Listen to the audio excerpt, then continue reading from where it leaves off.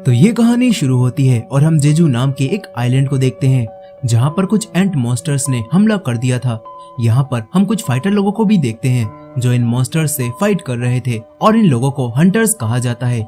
ये सभी hunters monsters को मार ही रहे थे, लेकिन तभी मॉन्स्टर्स की संख्या और बढ़ जाती है और ये एंट मॉन्स्टर्स इन लोगों पर भारी पड़ने लगते हैं। मगर तभी यहाँ पर कुछ ऊंची रैंक वाले हंटर्स आ जाते हैं और इन मॉन्स्टर्स से फाइट करने लगते हैं। इन हंटर्स के साथ हीलर्स भी होते हैं जो कि अपने साथियों को हील करने लगते हैं। अब तभी यहाँ पर इन मॉन्स्टर्स की लीडर आ जाती है और इन सभी लोगों पर हमला करने लगती है।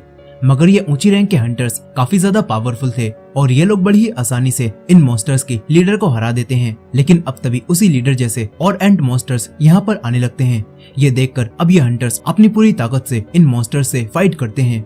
यहीं पर हम इन मॉन्स्टर्स के कमांडर चोई को भी देखते हैं। चोई अपने एक ही वार में काफी सारे मॉन्स्टर्स को जला देता है और अपनी पूरी टीम के साथ मिलकर इन मॉन्स्टर्स से फाइट करने लगता है। फिर हमें बताया जाता है कि आज से 10 साल पहले अचानक से धरती पर कुछ ऐसे पोर्टल्स खुलने लगे जिनके अंदर से काफी सारे अजीब अजीब से मॉन्स्टर्स बाहर आने लगे और उन मॉन्स्टर्स पर किसी भी आम हथियार का कोई असर नहीं होता था और आम लोग उन मॉन्स्टर्स से नहीं लड़ पाते थे। और इसी वजह से जब कुछ लोगों ने अपने आप को ट्रेन करके इन मॉन्स्टर्स से फाइट करने लायक बना लिया तो उन लोगों को हंटर्स कहा जाने लगा और उनके अंदर पावर्स भी जागने लगी। हालांकि एक बार एक इंसान की पावर्स जागने के बाद उसे बढ़ाया या फिर घटाया नहीं जा सकता और इसी वजह से हंटर्स की पावर के हिसाब से उन्हें अलग अलग रैंक दी गई है, जिसमें सबसे पावरफुल हंटर्स एस रैंक के हंटर्स होते हैं और इसके बाद ए, बी, सी और डी और सबसे कमजोर ई रैंक के हंटर्स होते हैं। फिर इसके बाद कहानी प्रेजेंट डे में आ जाती है जहाँ पर हम किम नाम के एक हंटर को देखते हैं जो कि किसी तरह की रेड पर जाने की तैयारी कर रहा था। तभी उसके पास उसका दोस्त भी इस रेड पर जाने के लिए आ जाता है।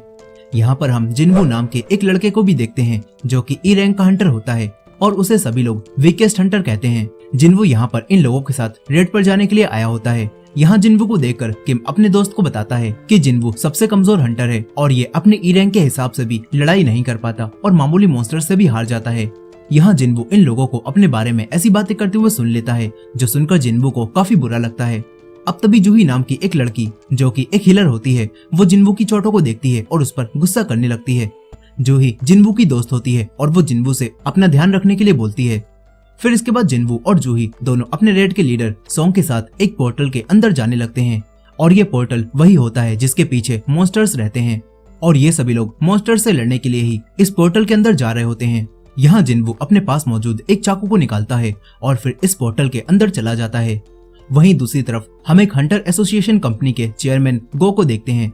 वो बताते हैं कि हम हंटर्स जिन भी मॉन्स्टर्स को मारते हैं तो उनसे हमें एसेंस स्टोन्स और माना क्रिस्टल्स मिलते हैं जो कि काफी ज्यादा कीमती होते हैं। वहीं दूसरी तरफ डंजन में जिनवू एक मॉन्स्टर को मार देता है और उसे एक स्टोन मिल जाता है। लेकिन अब तभी दूसरा मॉन्स्टर जिनवू पर हमला करता है और उसे घायल कर देता है। मगर तभी जिनवू का साथी उस मॉन्स्टर को खत्म कर देता है। यहाँ जूही अपनी पावर से जिनवू को हील करने लगती है। वहीं दूसरे हंटर्स काफी बहादुरी से डंजन में मौजूद दूसरे मॉन्स्टर से फाइट कर रहे होते हैं। वहीं दूसरी तरफ चेयरमैन को बताते हैं कि कुछ स्टोन्स ऐसा भी होते हैं जो कि सिर्फ ऊंची रैंक के मॉन्स्टर्स को मारने से ही मिलते हैं और उन स्टोन्स को माना क्रिस्टल कहा जाता है। उन स्टोन्स की मदद से मॉन्स्टर से लड़ने वाले वेपन्स और काफी सारी अलग अलग चीजें बनाई जा सकती हैं। यहाँ चेयरमैन को बताते हैं कि गवर्नमेंट इन स्टोन्स को ज्यादा से ज्यादा हासिल करना चाहती है क्योंकि गवर्नमेंट इन स्टोन्स की मदद से एनर्जी क्रिएट करना चाहती है और गवर्नमेंट बिजली बनाना चाहती है। यहाँ चेयरमैन गो की इन सारी बातों से हमें पता चलता है कि हंटर्स इसी वजह से मॉन्स्टर से लड़ाई करते हैं क्योंकि उन्हें मारने से हंटर्स को स्टोन मिलते हैं और हंटर्स को स्टोन के बदले में पैसे मिलते हैं। इस तरफ डंजन में ये सभी लोग मिलकर इस डंजन के बॉस को मार देते हैं। यहाँ जूही भी अब जिनवू को ठीक कर देती है और फिर उस पर गुस्सा करने लगती है। जूही जिनवू से कहती है कि तुम्हें ये हंटर वाला काम नहीं करना चाहिए क्योंकि ये काम करते हुए तुम्हें हमेशा ही चोट लग जाती है और अगर ऐसा ही चलता रहा तो एक दिन तुम्हारी जान भी जा सकती है। ये सारी बातें सुनकर जिनवू को काफी दुख होता है।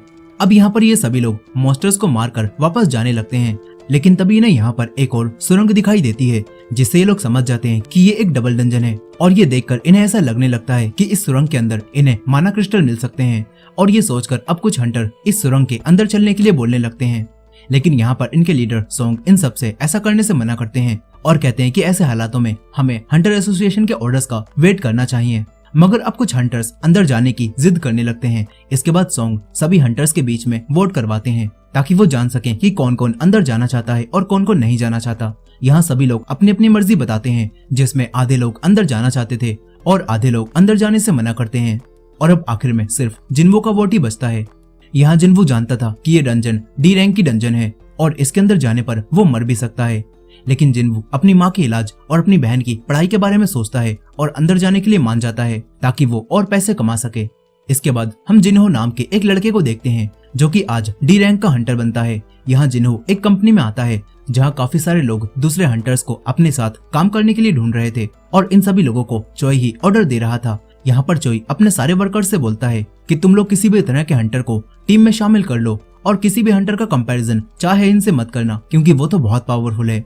इसके बाद हम दो चोरों को देखते हैं जो कि एक लेडी का पर्स छीनकर भाग रहे थे, लेकिन तभी यहाँ पर चाहेइन आती है और उन चोरों को बड़ी आसानी से गिरा देती है और उस लेडी का बैग उनसे छीन लेती है।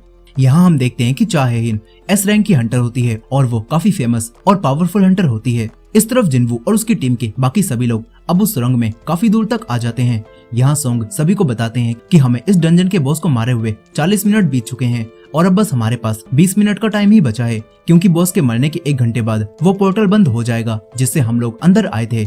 यहाँ पर जुनही भी जिन्वू पर गुस्सा करती है और कहती है कि तुम्हें यहाँ आने के लिए हाँ नहीं करनी चाहिए थी।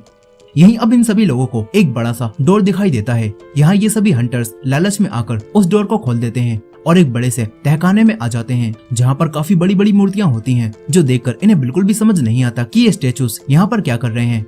अब तभी इन लोगों को यहाँ पर प्राचीन भाषा में कुछ रूल्स लिखे हुए दिखाई देते हैं। यहाँ सोंग उन रूल्स को पढ़ते हैं और बताते हैं कि यहाँ का पहला नियम यह है कि देवता का सम्मान करो, दूसरा नियम यह है कि देवता की तारीफ करो और तीसरा नियम यह है कि देवता के लिए अपनी भक्ति को साबित करो। यहाँ इन लोगों को ये बात समझ नहीं आती कि ये रूल्स आखिर किस देवता के लिए बनाए गए हैं।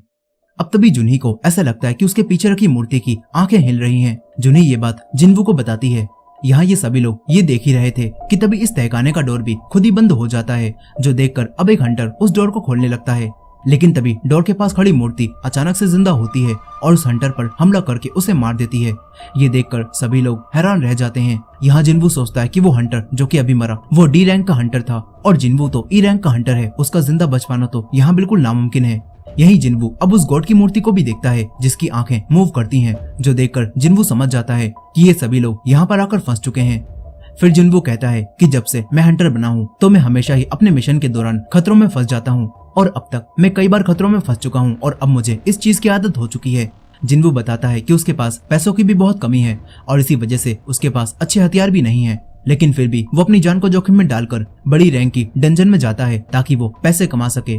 यही प्रेजेंट टाइम में वो गॉड की मूर्ति इन सभी लोगों पर हमला कर देती है, लेकिन उससे पहले ही जिन्वू सभी लोगों को नीचे बैठने के लिए कहता है और जिन्वू की वजह से सभी लोगों की जान बच जाती है। मगर अब ये देखकर सभी लोग काफी डर जाते हैं और किसी को कुछ भी समझ नहीं आता कि आखिर यहाँ पर ये क्या चल रहा है।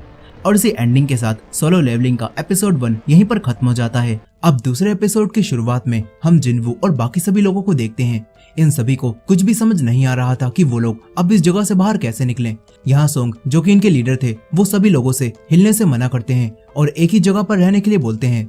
तभी जिन्वू सोंग का एक हाथ देखता है जो कि उस बड़ी वाली मूर्ति के हमले में कट चुका था। यहाँ जिन्वू ये देखकर सोंग के हाथ पर पट्टी करता है। यही जूही जो कि एक हीलर थी वो ये सब देखकर काफी डर जाती है। यहाँ सोंग जिन्वू को उसी बोर्ड पर लगे हुए नियमों के बारे में बताते हैं और कहते हैं कि हमें उन रूल्स को शायद फॉलो करना होगा वरना हम लोग यहाँ पर मर जाएंगे। ये बात सुनकर जिन्वू समझ जाता है कि ये बड़ी मूर्ति ही यहाँ का देवता है।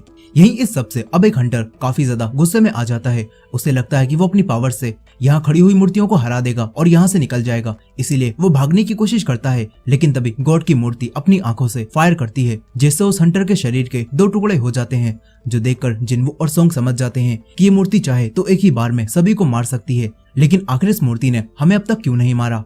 यहाँ जिन्वू समझ जाता है कि जो लोग भी यहाँ से भागने की कोशिश करेंगे तो ये मूर्ति उन्हीं पर हमला करेंगी। अब जिन्वू दोबारा से इस तहखाने के नियमों के बारे में सोचता है और उसे याद आता है कि यहाँ का पहला नियम था कि गॉड का सम्मान करो, और ये जानकर जिन्वू उसी गॉड की मूर्ति के सामने सभी लोगों को अपना सर झुकाने के लिए कहता है और ये सभी लोग सर झुकाकर उस मूर्ति की रिस्पेक्ट करने लगते हैं। तभी ये मूर्ति हंसती है और अब वो मूर्ति इन्हें कुछ भी नहीं करती, जो देखकर ये सभी लोग खड़े हो जाते हैं और खुश होने लगते हैं। मगर तभी वो मूर्ति फिर से जिंदा होती है और अब वो मूर्ति इनकी तरफ आने लगती है। ये देखकर जिन्वू समझ जाता है कि अब इन्हें दूसरे नियम को फॉलो करना होगा और दूसरा नियम ये था कि गॉड की तारीफ करो।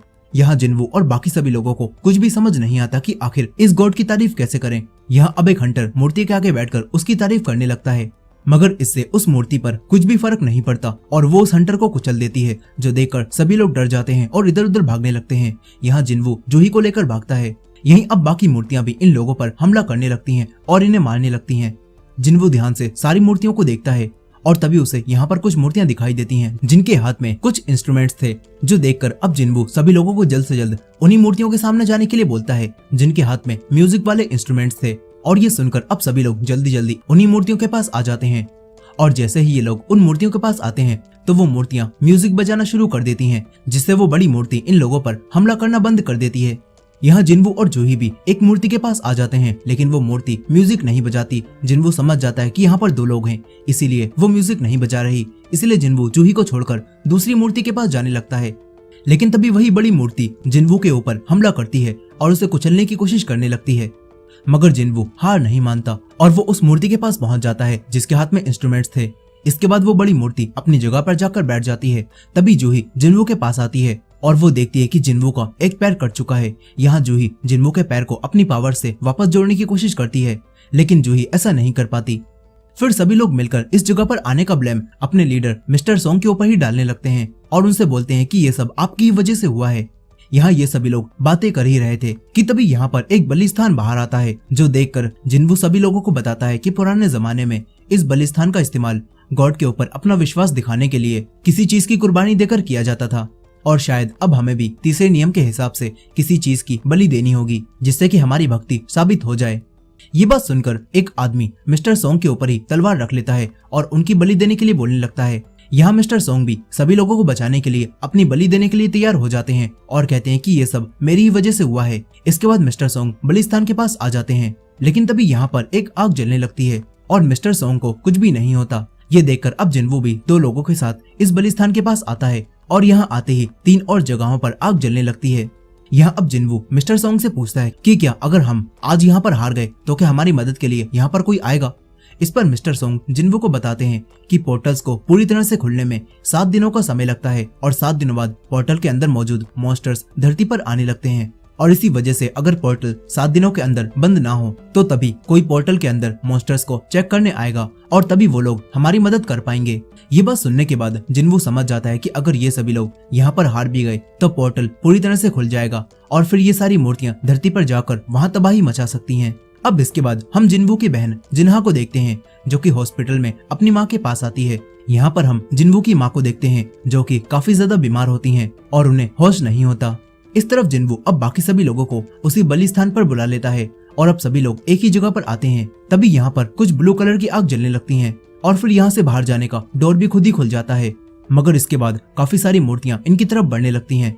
तभी जिन्वू सबसे कहता है कि अगर हम लोग इन मूर्तियों को देखते रहेंगे तो ये मूर्तियां मूव नहीं होंगी और अपनी जगह से नहीं हिलेंगी। ये बात सुनकर सभी लोग ऐसा ही करते हैं, मगर अब तभी एक लड़की डर जाती है और वो यहाँ से भाग जाती है और डोर पर खड़े गार्ड्स भी उसे नहीं मारते। यही जिन्वू देखता है कि समय के साथ साथ वो ब्लू आग भी कम हो रही हैं और ये देखकर जिन्वू समझ जाता है कि इस गॉड ने बाहर जाने का रास्ता सिर्फ इसीलिए खोला है ताकि ये हम लोगों को लालच देकर ये पता कर सके कि हम गॉड के सच्चे भक्त बनकर यहीं पर रुकेंगे या फिर यहाँ से भाग जाएंगे। जिन्वू ये सोच ही रहा था कि तभी एक और लड़का भी यहाँ से भाग जाता है। यहाँ जिन्वू बचे हुए लोगों से भागने से मना करता है और कहता है कि हमें बस दूसरी आग के बंद होने का इंतजार करना होगा, जिसके बाद शायद हम लोग यहाँ से बाहर जा सकते हैं। यही मिस्टर किम, जो कि जिन्वू को बेकार समझते थे, वो जिन्वू की ये होशियारी देखकर जिन्वू की काफी तारीफ करते हैं और फिर वो भी अपनी फैमिली का बहाना बनाकर यहाँ से भाग जाते हैं। और अब बस यहाँ पर जूही, सोंग और जिन्वू ही बचते हैं। यहाँ पर मिस्टर सोंग जूही और जिन्वू से भी यहाँ से भाग जाने के लिए बोलते हैं और कहते हैं कि अगर हम में से कोई एक भी यहाँ पर खड़ा रहेगा तो वो दरवाजा खुला रहेगा। साथ ही मिस्टर सोंग जूही से जिन्वू का ध्यान रखने के लिए बोलते हैं और जिन्वू को यहाँ से ले जाने के लिए कहते हैं। मगर अब तभी जूही के पैरों में कुछ हो जाता है और वो यहीं पर गिर जाती है और चल भी नहीं पाती। ये देखकर मिस्टर सोंग समझ जाते हैं कि जिन्वू को ठीक करने की वजह से जूही की पावर्स अब कम हो गई हैं। यहाँ अब जिन्वू मिस्टर सोंग से कहता है कि मैं जूही को इस हालत में बाहर नहीं ले जा पाऊंगा, तो आपको ही उसे लेकर बाहर जाना होगा। लेकिन ये बात सुनकर जूही जिन्वू को छोड़कर बाहर जाने से मना करने लगती है। मगर तभी जिन्वू जूही को अपने पास मौजूद एक स्टोन देता है और कहता है कि मैंने तुम्हें बाहर खाने पर ले जाने का वादा किया था, तो तुम इससे डिनर कर लेना और अगर मैं जिंदा बच गया तो मैं वापस आकर बचे हुए पैसे ले लूंगा। अब तभी मिस्टर सोंग जूही को बेहोश कर देते हैं और उसे उठाकर यहाँ से ले जाते हैं। फिर इसके बाद ये सारी मूर्तियां जिन्वू पर हमला करने लगती हैं और अब जिन्वू का एक हाथ भी कट जाता है। यहाँ जिन्वू अब मरने लगता है और उसे अपनी फैमिली की याद आने लगती है। यहाँ एक मूर्ति जिन्वू को तलवार से मारने वाली थी और जिन्वू अपने मन में सोचता है कि काश उसे जिंदा रहने का एक और मौका मिल जाता। लेकिन तभी जिन्वू के सामने एक नोटिफिकेशन आती है जिसमें लिखा हुआ था कि तुम अब प्लेयर बनने के काबिल हो गए हो, तो क्या तुम इसे एक्सेप्ट करते हो? और जिन्वू इसे एक्सेप्ट कर लेता है और इसी एंडिंग के साथ सोलो लेवलिंग का एपिसोड 2 भी यहीं पर खत्म हो जाता है। अब तीसरे एपिसोड की शुरुआत में हम जिन्वू को देखते हैं जो कि एक हॉस्पिटल में जागता है और जिन्वू अपने आप को जिंदा देखकर हैरान रह जाता है। यहाँ जिन्वू उठते ही अपने हाथों पैरों को भी देखता है जो कि बिल्कुल ठीक थे। जिन्वू को लगता है कि शायद उसने कोई सपना देखा होगा। तभी यहाँ पर हंटर एसोसिएशन के 2 मेंबर्स जिनचुल और कांगते आते हैं। यहाँ ये दोनों जिन्वू को बताते हैं कि तुम पिछले 3 दिनों से बेहोश थे। साथ ही ये दोनों जिन्वू से कहते हैं कि तुम्हारी टीम के लीडर सेओंग ने डबल डंजन के उस हादसे में अपना एक हाथ गवा दिया और अब शायद उन्हें हंटर की जॉब छोड़नी पड़ जाए। और तुम्हारी दोस्त जूही भी उस घटना के बाद से ही काफी बड़े सदमे में है और वो अभी तक उस सदमे से बाहर नहीं आ पाई है। ये सब जानकर जिन्वू समझ जाता है कि वो सब कोई सपना नहीं था। तभी जिनचुल जिन्वू को बताता है कि जब उस दूसरी डंजन के बारे में बाकी हंटर्स को पता चला तो दूसरे हंटर्स तुरंत ही वहां पर गए थे, लेकिन वहां पर हंटर्स को तुम बेहोश मिले और वहां पर कोई भी दूसरा तहखाना नहीं था। ये बात जानकर जिन्वू हैरान रह जाता है। यहाँ जिनचुल जिन्वू से पूछता है कि क्या हाल ही में तुम्हें अपनी पावर्स दोबारा से जागने का एहसास हुआ है? यहाँ जिन्वू को ये सुनकर ऐसा लगता है कि उसकी सेकंड अवेकनिंग हो गई है और उसके अंदर शायद कुछ नई पावर्स आ गई हैं। इसी वजह से जिनचुल उससे ये पूछ रहा है। जिन्वू ये सोचकर काफी खुश होता है, मगर तभी जिनचुल का साथी कांगते जब जिन्वू की पावर्स को चेक करता है तो वो अभी भी ई रैंक की पावर्स ही थी, यानी कि जिन्वू की सेकंड अवेकनिंग नहीं हुई। और ये बात जानने के बाद ये दोनों यहाँ से चले जाते हैं। तभी हम देखते हैं कि जिन्वू को अब कुछ नोटिफिकेशंस दिखाई दे रही हैं। जिन्वू कहता है कि शायद उन दोनों को ये नहीं दिखी, तभी तो उन्होंने मुझसे इस बारे में कुछ भी नहीं पूछा। यहाँ अब जिन्वू इन नोटिफिकेशंस को ध्यान से देखने लगता है और इनमें लिखा होता है कि तुम प्लेयर बनने के लायक हो, तो क्या तुम प्लेयर बनना चाहते हो? साथ ही जिन्वू को पता चलता है कि अगर वो प्लेयर बनने से मना करेगा तो उसके दिल की धड़कनें 1 सेकंड से भी कम समय में रुक जाएंगी। यहाँ जिन्वू ये देख ही रहा था कि तभी उसकी बहन जिना उसके पास आती है। यहाँ जिना जिन्वू के लिए काफी परेशान थी और वो जिन्वू पर चिल्लाने लगती है और उससे कहती है कि अगर आज के बाद तुम्हें चोट लगी तो मैं अपना स्कूल छोड़ दूंगी और तुम्हें कभी भी दोबारा हंटर का काम नहीं करने दूंगी। यहीं अब जिन्वू अपने सामने मौजूद नोटिफिकेशंस की स्क्रीन को जिना को भी दिखाता है, लेकिन जिना को कुछ भी दिखाई नहीं देता। तभी जिन्वू बात को घुमा देता है। इसके बाद जिना हॉस्पिटल से चली जाती है। फिर जिन्वू अपनी सारी नोटिफिकेशंस को पढ़ता है, जिससे उसे पता चलता है कि जो नोटिफिकेशंस उसे मिल रही हैं वो किसी तरह की सिस्टम की हैं, जो कि एक प्लेयर की ग्रोथ के लिए बनाया गया है और अगर इस सिस्टम के ऑर्डर को कोई प्लेयर फॉलो नहीं करेगा तो उसे सजा भी मिलेगी। लेकिन ये बात जिन्वू को समझ नहीं आती। तभी उसे एक डेली मिशन मिलता है जिसके अंदर उसे पुशअप, सेटअप्स, क्वाड्स और रनिंग जैसी कुछ एक्सरसाइज करनी थी। साथ ही इसमें लिखा होता है कि अगर जिन्वू अपने इस डेली टास्क को पूरा नहीं करेगा तो उसे सजा मिलेगी। यहाँ इस टास्क को पूरा करने का टाइम भी चल रहा था, लेकिन जिन्वू को ये सब अभी समझ में नहीं आता। वहीं दूसरी तरफ जिनचुल अब चेयरमैन गो को इस डबल डंजन के केस की सारी बातें बता देता है और चेयरमैन गो जिनचुल से इस केस की अच्छे से छानबीन करने के लिए कहते हैं। वहीं दूसरी तरफ जिन्वू जब हॉस्पिटल में सो रहा था तो तभी उसका डेली मिशन का टाइम खत्म हो जाता है और फिर यहाँ अचानक से भूकंप आने लगता है, जिससे जिन्वू बेड से नीचे गिरता है और तब वो अपने आप को एक अजीब सी जगह पर पाता है जहाँ पर एक बहुत ही बड़ा मॉन्स्टर उस पर हमला करने लगता है। तभी जिन्वू को नोटिफिकेशन से पता चलता है कि ये सजा उसे मिशन ना पूरा करने की वजह से मिल रही है और अब उसे इस मॉन्स्टर के सामने 3 घंटे तक सरवाइव करना होगा। ये देखकर अब जिन्वू इस मॉन्स्टर से बचकर भागने लगता है और दिए गए समय का खत्म होने का इंतजार करता है। वहीं दूसरी तरफ हॉस्पिटल में 2 डॉक्टर्स को जिन्वू अपने रूम में नहीं मिलता और ये देखकर वो डॉक्टर्स जिन्वू के लिए परेशान हो जाती हैं और उसे ढूंढने लगती हैं। इस तरफ जिन्वू काफी देर तक मॉन्स्टर से बचकर भाग रहा था, लेकिन अब तभी वो मॉन्स्टर जिन्वू को खाने वाला था, मगर तभी टाइम खत्म हो जाता है और जिन्वू वापस हॉस्पिटल में आ जाता है। इससे जिन्वू समझ जाता है कि ये सिस्टम बिल्कुल रियल है और उसे हर बार मिशन ना पूरा करने पर सजा भी मिलेगी। इस तरफ हम जूही को भी देखते हैं जो कि अभी भी उस सदमे से बाहर नहीं आ पाई थी। यहाँ अब जूही को एक डी रैंक के पोर्टल के बारे में पता चलता है जो कि रोड के बीचों बीच अचानक से खुल गया था और जूही को वहां पर जाने का मिशन मिलता है।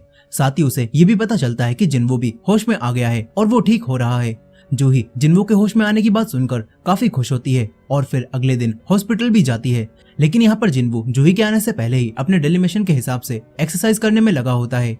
जिन्वू को अब सब कुछ धीरे धीरे समझ आने लगता है और साथ ही जिन्वू को पता चलता है कि उसे मिशन पूरा करने पर बदले में कुछ रिवॉर्ड्स भी मिलेंगे और यहाँ पर जिन्वू को कुछ पॉइंट्स भी मिलते हैं जिससे जिन्वू अपनी एबिलिटी जैसे कि स्पीड, पावर और स्ट्रेंथ काफी बढ़ा सकता है। यहाँ जिन्वू अपने पॉइंट से अपनी ताकत को और बढ़ा लेता है। इसके बाद जब जिन्वू अपने दिन के आखिरी मिशन को भी पूरा कर लेता है तो तभी यहाँ पर उसे एक बॉक्स मिलता है जिसके अंदर से एक चाबी निकलती है जो कि एक अजीब से डंजन की थी। जिन्वू को ये समझ नहीं आता कि आखिर ये चाबी कहाँ की है।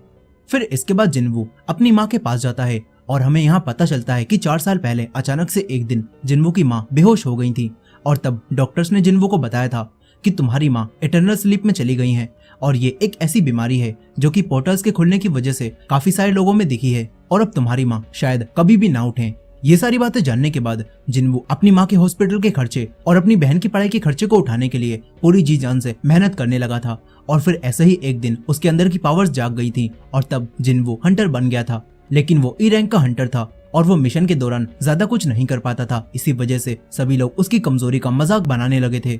अब यहाँ कहानी वापस प्रेजेंट में आ जाती है जहाँ अब जिन्वू अपने मिशन को पूरा करने पर मिली हुई चाबी को निकालता है और तभी उसके सामने एक डोर आ जाता है। जिन्वू उस डोर को खोलता है और अंदर चला जाता है। तभी वो दरवाजा बंद होता है और जिन्वू अब बाहर नहीं जा पाता। लेकिन तभी यहाँ पर एक लेडी आसानी से वहाँ से बाहर निकल जाती है। ये देखकर जिन्वू समझ जाता है कि वो किसी और डायमेंशन में है और यहाँ पर होने वाली चीजों का असर असली दुनिया में नहीं होगा। यहाँ जिन्वू को अब अंदर जाने से काफी डर लगता है क्योंकि वो अभी भी एक ई रैंक का हंटर था। लेकिन जिन्वू हिम्मत करके आगे बढ़ता है। तभी जिन्वू के सामने 3 गॉब्लिन मॉन्स्टर आते हैं और जिन्वू पर हमला करने लगते हैं। लेकिन जिन्वू इनसे फाइट करता है और क्योंकि जिन्वू की ताकत अब पहले से ज्यादा बढ़ चुकी थी इसी वजह से जिन्वू इन मॉन्स्टर्स को आराम से हरा देता है। लेकिन तभी यहाँ पर एक और वोल्फ मॉन्स्टर आ जाता है जो कि पहले वाले मॉन्स्टर से काफी ज्यादा ताकतवर था और उसे देखकर जिन्वू को अब डर लगने लगता है। उसके पैर कांपने लगते हैं और तभी ये मॉन्स्टर जिन्वू पर हमला करता है और इसी एंडिंग के साथ सोलो लेवलिंग का एपिसोड 3 भी यहीं पर खत्म हो जाता है। अब चौथे एपिसोड की शुरुआत में हम देखते हैं कि वो मॉन्स्टर जैसे ही जिन्वू पर हमला करता है तो जिन्वू आसानी से उससे बच जाता है और जिन्वू को पता चलता है कि सिस्टम की वजह से उसकी ताकत के साथ साथ उसकी स्पीड भी बढ़ गई है। यहाँ जिन्वू अब अपने अंदर के डर को भी निकाल देता है और फुल कॉन्फिडेंस के साथ उस मॉन्स्टर से फाइट करने लगता है।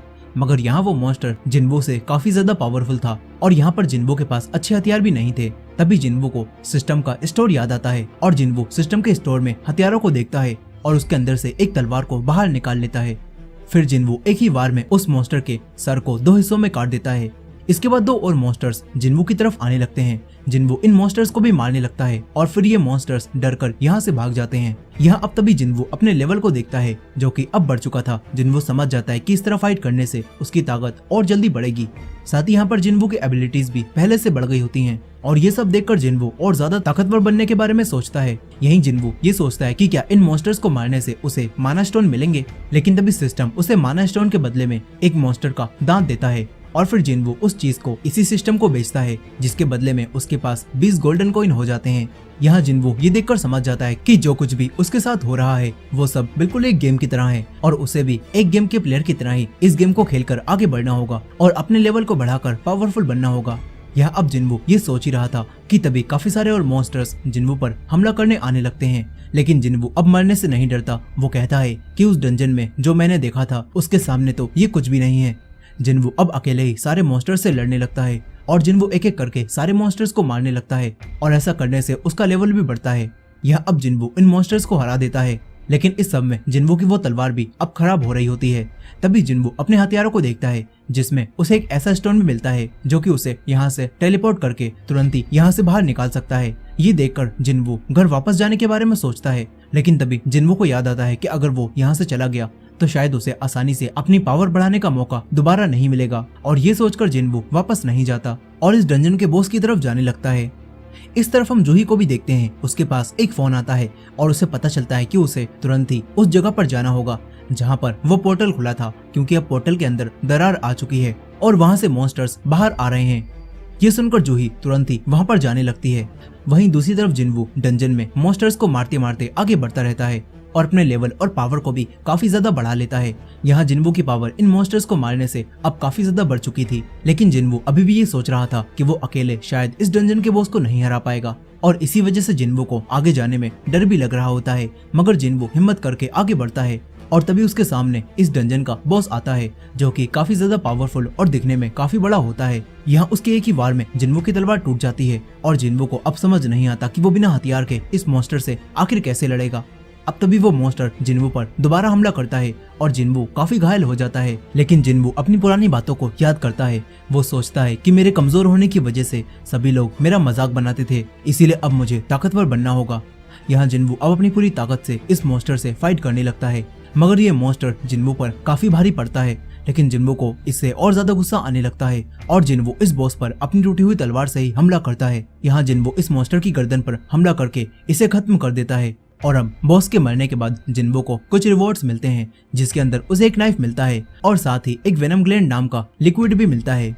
इसके बाद यहाँ पर सब कुछ पहले जैसा नॉर्मल हो जाता है। फिर इसके बाद जिन्वो जैसे ही यहाँ से बाहर निकलता है तो तभी एक ऑफिसर उसे पकड़ लेता है और उससे कहता है कि तुमने आज की न्यूज नहीं देखी क्या, तुम्हें यहाँ पर नहीं होना चाहिए था। लेकिन तभी जिन्वो ऑफिसर को बताता है कि मैं एक हंटर हूँ। ये बात सुनकर ये ऑफिसर तुरंत ही जिन्वो को उसी जगह ले जाने लगता है जहाँ पर उस पोर्टल में दरार आ गई थी और वहाँ से मॉन्स्टर्स बाहर आने लगे थे।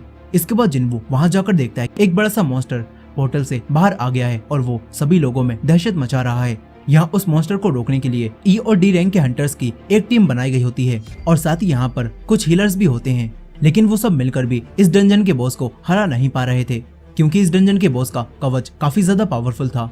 यही जिन्वो को जूही भी दिखती है जो कि अभी तक उस सदमे से बाहर नहीं आ पाई थी और वो यहाँ भी काफी डरी हुई होती है और किसी की भी मदद नहीं कर पाती। ये देखकर अब जिन्वो दूर से ही अपनी टूटी हुई तलवार से उस मॉन्स्टर के ऊपर हमला करता है, जिससे उस मॉन्स्टर का कवच टूट जाता है और तभी बाकी हंटर्स मिलकर तुरंत ही उस मॉन्स्टर पर हमला करते हैं और उसे हरा देते हैं। लेकिन तभी एक हंटर देखता है कि असल में तो इस तलवार की वजह से उस मॉन्स्टर का कवच टूटा था। यहाँ वो हंटर ऑफिसर से पूछता है कि ये तलवार किसकी थी। तभी वो ऑफिसर उसे जिन्वो को दिखाने वाला होता है, लेकिन जिन्वो यहाँ से जा चुका था। यहाँ ये हंटर सोचता है कि जरूर वो हंटर काफी पावरफुल हंटर होगा जिसने एक ही वार में इस मॉन्स्टर का कवच तोड़ दिया। यही जूही भी जिन्वो को देख लेती है और हम देखते हैं कि जिन्वो अब पूरी तरह से बदल चुका था। वो पहले की तरह वीक नहीं था और अब जिन्वो के अंदर नई पावर्स आ गई होती हैं। और इसी एंडिंग के साथ सोलो लेवलिंग का एपिसोड 4 भी यहीं पर खत्म हो जाता है। अब 5वें एपिसोड की शुरुआत में हम जिन्वो को देखते हैं जो कि सिस्टम के मुताबिक एक्सरसाइज कर रहा था और अब जिन्वो की बॉडी काफी अच्छी हो गई होती है, जो देखकर हॉस्पिटल की नर्स तो उस पर फिदा होने लगती हैं। यहीं पर हम बेक नाम के एक एस रैंक के हंटर को भी देखते हैं जो कि एक इंटरव्यू में बात करता है और कहता है कि हम जैसे एस रैंक के हंटर्स को रोज कड़ी ट्रेनिंग करनी पड़ती है ताकि हमारी बॉडी को कुछ भी नुकसान ना हो। यही जिन्हा इस इंटरव्यू को देखती है और फिर जिन्वो को उठाती है। यहाँ जिन्हा जिन्वो की बॉडी को देखकर हैरान रह जाती है और सोचती है कि आखिर इतनी जल्दी जिन्वो की बॉडी ऐसी कैसे हो गई। इसके बाद जिन्वो जिन्हा को एक अम्ब्रेला देकर स्कूल भेजता है। फिर जिन्वो सिस्टम में मिले पॉइंट्स को देखता है और बहुत सोच समझकर उन पॉइंट्स को अपनी एबिलिटीज बढ़ाने के लिए इस्तेमाल करता है। यही अब तभी जिन्वो के घर का ओनर जिन्वो के पास फोन करता है और जिन्वो से घर का रेंट मांगता है। ये सुनकर अब जिन्वो पैसे कमाने के लिए दोबारा से मिशंस पर जाने के बारे में सोचता है। यहाँ जिन्वो सोचता है कि उसे अब कुछ ऊंची रैंक के पोर्टल्स में रेड पर जाना चाहिए, लेकिन तभी उसे याद आता है कि अगर उसने अचानक से ऐसा कर दिया तो सभी लोगों को उस पर शक होने लगेगा और प्रेस वाले भी इस बारे में बात करने लगेंगे। ये सोचकर अब जिन्वो ऊंची रैंक के पोर्टल में नहीं जाता। तभी जिन्वो को कुछ और हंटर्स के पास से एक रेड पर जाने का ऑफर आता है। जिन्वो अपने सिस्टम के डेली मिशन को पूरा करते हुए उन हंटर्स के पास पहुंच जाता है। यहाँ जिन्वो को डोंगसू नाम का एक हंटर मिलता है जो कि अपनी टीम का लीडर था। डोंगसू जिन्वो को बताता है कि हम तुम्हें इसीलिए अपनी टीम में शामिल कर रहे हैं क्योंकि हमें बस अपनी टीम को पूरा करना है, क्योंकि जब तक हम 8 लोग नहीं हो जाते तब तक हम सी रैंक के पोर्टल में एंटर नहीं हो सकते। साथ ही डोंगसू जिन्वो से कहता है कि तुम पोर्टल के अंदर जाकर किसी भी मॉन्स्टर से मत लड़ना और तुम बेफिक्र होकर बस हमारे पीछे चलते रहना और इसके बदले में हम तुम्हें 20 लाख रुपए देंगे। ये सुनकर जिन्वो हैरान रह जाता है। उसे समझ नहीं आता कि आखिर कोई उसे बिना लड़ाई के 20 लाख रुपए कैसे दे सकता है। यहाँ जिन्वो इनसे पूछता है कि आखिर मुझे क्या करना होगा। इस पर डोंगसू जिन्वो से कहता है कि तुम्हें बस हमारे बैग उठाने होंगे जिनके अंदर हमारा कुछ सामान है और कुछ दवाइयाँ रखी हुई हैं। ये सुनकर जिन्वो डोंगसू से पूछता है कि क्या हमारे साथ कोई हीलर नहीं है। इस पर डोंगसू जिन्वो से कहता है कि हम लोग हमेशा ही बिना हीलर के रेड पर जाते हैं और हमें हीलर की कभी भी जरूरत नहीं पड़ती। लेकिन ये बात जिन्वो को काफी अजीब लगती है। यहाँ जिन्वो अब डोंगसू का कॉन्ट्रैक्ट पढ़ता है जिसमें लिखा था कि अगर तुम पोर्टल में मारे जाओगे तो इसमें हमारी कोई भी जिम्मेदारी नहीं होगी।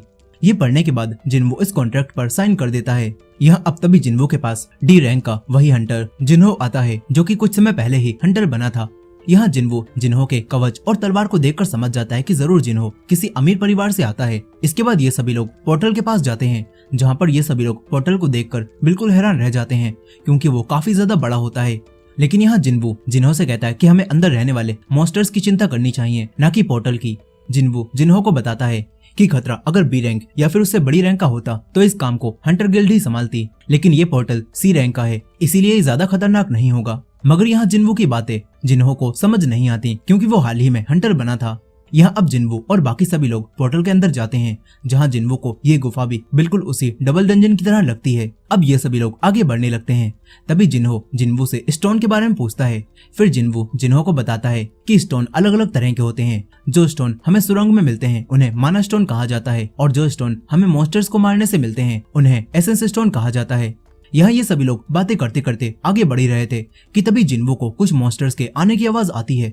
जिन्वो सभी लोगों को चेतावनी देता है और बताता है कि कई सारे मॉन्स्टर्स हमसे लड़ने के लिए आ रहे हैं। ये सुनकर सारे हंटर्स लड़ाई के लिए तैयार हो जाते हैं और तभी इंसेक्ट जैसे मॉन्स्टर्स इनकी तरफ आने लगते हैं और इन पर हमला कर देते हैं। फिर ये सभी लोग इन मॉन्स्टर्स से फाइट करते हैं और डोंगसू और उसकी पूरी टीम मिलकर मॉन्स्टर्स को बड़ी ही आराम से खत्म कर देते हैं। यहाँ डोंगसू जिन्वो से पूछता है कि आखिर तुम्हें ये कैसे पता चला कि मॉन्स्टर्स हम पर हमला करने आ रहे हैं। इस पर जिन्वो कहता है कि मैंने तो बस अंदाजा लगाया था।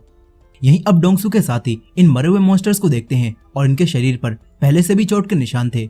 ये देखकर ये लोग समझ जाते हैं कि जरूर इस जगह पर और भी पावरफुल मॉन्स्टर्स हैं और उनकी इनसे लड़ाई हो गई होगी। यहीं डंजन में जिन्वो जिन्हो से पूछता है कि आखिर तुम्हें ये सूट कहाँ से मिला। इस पर जिन्वो को बताता है कि ये मेरे डैड ने मुझे दिलवाया है क्योंकि ये मेरी पहली रेड है। वहीं दूसरी तरफ हम व्हाइट टाइगर गिल्ड के हंटर, जो कि वही एस रैंक हंटर बैक होता है, उसे देखते हैं। वो अपनी ट्रेनिंग के समय एक बहुत बड़े पत्थर को आसानी से तोड़ देता है, जिससे पता चलता है कि बेक काफी ज्यादा पावरफुल है। वहीं डंजन में जिन्वो और बाकी सभी लोग गुफा में काफी अंदर तक आ जाते हैं, लेकिन यहाँ जिन्वो को अब डोंगसू पर शक होने लगता है। साथ ही ने यहाँ पर इस सुरंग में कोई भी जिंदा मॉन्स्टर नहीं मिलता और यहाँ पर सभी मॉन्स्टर्स मरे हुए पड़े थे। अब तभी इन सभी लोगों को कई सारे माना क्रिस्टल दिखाई देते हैं। ये देखकर सभी लोग काफी ज्यादा खुश हो जाते हैं। यहाँ डोंगसू भी ये देखकर काफी खुश होता है और कहता है कि अब तो मैं अपने भाई से भी ज्यादा अमीर बन जाऊंगा। यहाँ डोंगसू अपनी टीम से इन माना क्रिस्टल्स को 7 हिस्सों में बांटने के लिए कहने लगता है। तभी जिन्वो का कॉन्ट्रैक्ट देखता है और फिर डोंगसू से कहता है कि हमें जिन्वो को भी इन माना क्रिस्टल्स में से हिस्सा देना चाहिए। ये सुनकर डोंगसू कहता है कि हाँ, हम जिन्वो को भी हिस्सा जरूर देंगे। लेकिन अब तभी ये सभी लोग यहाँ पर मौजूद एक बड़े से मॉन्स्टर को देखते हैं जो कि सो रहा था और ये लोग समझ जाते हैं कि ये मॉन्स्टर इस डंजन का बॉस है। यहाँ डोंगसू सभी लोगों से कहता है कि हमें इस मॉन्स्टर को हराने से पहले ही सारे क्रिस्टल्स को बाहर निकालना होगा क्योंकि बॉस के मरने के बाद वो पोर्टल बंद हो जाएगा। यहाँ अब डोंगसुक अपने लोगों से खुदाई का सामान मांगता है, मगर डोंगसुक के साथी खुदाई के सामान को सुरंग के बाहर ही छोड़ आए थे। इसीलिए अब डोंगसुक जिन्वो और जिन्हो को यहीं रुकने के लिए बोलता है और खुद अपने साथियों के साथ यहाँ से बाहर सामान लेने जाने लगता है। ये देखकर जिन्वो समझ जाता है कि डोंगसुक और उसके लोग इन्हें यहाँ पर धोखा देकर जा रहे हैं और इन लोगों का शुरू से ही यही प्लान था। यही डोंगसुक भी अपने एक साथी से जिन्वो और जिन्हो को उस मॉन्स्टर के पास कैद करा देता है और फिर ये सभी लोग यहाँ से जाने लगते हैं। यहीं जिन्वो को अब सोंग की वही बात याद आती है जब सोंग ने उसे बताया था कि इस काम में कुछ ऐसे हंटर्स भी तुम्हें मिल सकते हैं जो कि अपने से छोटी रैंक के हंटर्स का फायदा उठाते हैं और उन्हें तहखाने में फंसाकर उन्हें मार देते हैं और कभी भी पकड़े नहीं जाते। यहीं डोंगसुक से धोखा खाने के बाद जिन्वो और जिन्हो को काफी दुख होता है। यहाँ जिन्वो से कहता है कि अगर मैं उस कॉन्ट्रैक्ट के बारे में बात नहीं करता तो शायद डोंगसुक हमें मरने के लिए यहाँ नहीं छोड़ता। मगर ये सुनकर जिन्हो से कहता है कि डोंगसुक और उसके लोग पहले से ही हमें मारने का मौका ढूंढ रहे थे और अब वो लोग हमें यहाँ पर मरने के लिए छोड़ गए हैं। यहाँ ये दोनों बात कर ही रहे थे कि तभी इस डंजन का बॉस भी नींद से जाग जाता है और इनकी तरफ आने लगता है। ये देखकर जिन्वो से कहता है कि तुम पीछे रहो, मैं इससे लड़ता हूँ। मगर जिन्वो, जो कि अब पहले से ज्यादा ताकतवर हो चुका था, वो अब मॉन्स्टर से लड़ने के लिए पूरा तैयार हो जाता है और जिन्वो इस डंजन के बॉस से लड़ने के लिए जाने लगता है। और इसी एंडिंग के साथ सोलो लेवलिंग के एपिसोड 5 की कहानी भी यहीं पर खत्म हो जाती है। और अब छठे एपिसोड की शुरुआत में हम डोंगसुक और उसके साथियों को देखते हैं जो कि डंजन के बॉस से काफी दूर आ चुके थे। यहाँ डोंगसुक का एक साथी डोंगसुक से पूछता है कि आखिर तुमने जिन्वो और जिन्हो को खुद क्यों नहीं मारा। इस पर अब डोंगसुक अपने साथी से बोलता है कि जिन्वो और जिन्हो दोनों ही बहुत कमजोर हैं और वो डंजन का बॉस उन दोनों को आसानी से मार देगा और फिर उन्हें खाकर सो जाएगा, जिसके बाद हम लोग आसानी से यहाँ से माना क्रिस्टल निकाल सकते हैं। साथ ही डोंगसुक अपने साथियों से कहता है कि अगर हम लोग उस मॉन्स्टर की वजह से माना क्रिस्टल नहीं ले पाए तो तब भी हम जिन्हो का कवच और तलवार ले लेंगे और उसे बेचकर हमें काफी पैसे मिल जाएंगे। यहाँ डोंगसुक को पूरा यकीन होता है कि वो मॉन्स्टर जिन्वो और जिन्हो को मार ही देगा। लेकिन वहीं दूसरी तरफ जिनवू अब मॉन्स्टर से लड़ाई करने जाने लगता है, मगर जिन्हो जिन्वू को ऐसा करने से मना करता है और कहता है कि तुम ई रैंक के हंटर हो, तुम अकेले इस मॉन्स्टर को नहीं हरा पाओगे। लेकिन ये सुनने के बाद भी जिन्वू को अपने ऊपर पूरा भरोसा होता है कि वो इस मॉन्स्टर को आसानी से हरा देगा।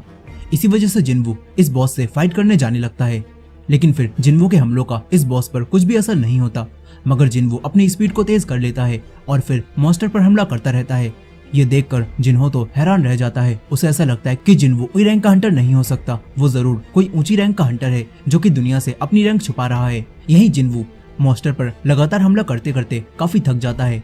तभी जिन्वू अपना दिमाग चलाता है और मॉन्स्टर के कमजोर हिस्से पर हमला करने की कोशिश करता है, मगर अब तभी ये मॉन्स्टर जिन्वू के ऊपर एसिड फेंकता है, लेकिन जिन्वू उससे बच जाता है और फिर सिस्टम की मदद से अपनी स्पीड को और बढ़ाता है और फुल स्पीड से जिन्वू मॉन्स्टर के ऊपर हमला करता है और उस मॉन्स्टर पर लगातार अपने हथियार से बार बार हमला करता है, जिससे वो मॉन्स्टर खत्म हो जाता है। यहाँ मॉन्स्टर के मरने के बाद जिन्वू का लेवल भी काफी बढ़ जाता है। यही जिन्वू अब उस मॉन्स्टर के अंदर से एक स्टोन निकाल लेता है। ये सब देखकर जिन्हो तो बिल्कुल हैरान था और जिन्हो अब जिन्वू को बॉस कहकर पुकारने लगता है। फिर यहाँ पर कुछ देर बाद डोंगसुक और उसकी टीम भी आ जाती है और यहाँ वो सभी लोग जिन्वू और जिन्हो को जिंदा देखकर काफी हैरान थे। यहाँ डोंगसुक को लगता है कि जिन्हो डी रैंक का हंटर है और उसके पास इतना महंगा कवच और तलवार भी है, तो हो सकता है कि जिन्हो ने ही इस बॉस को हराया हो।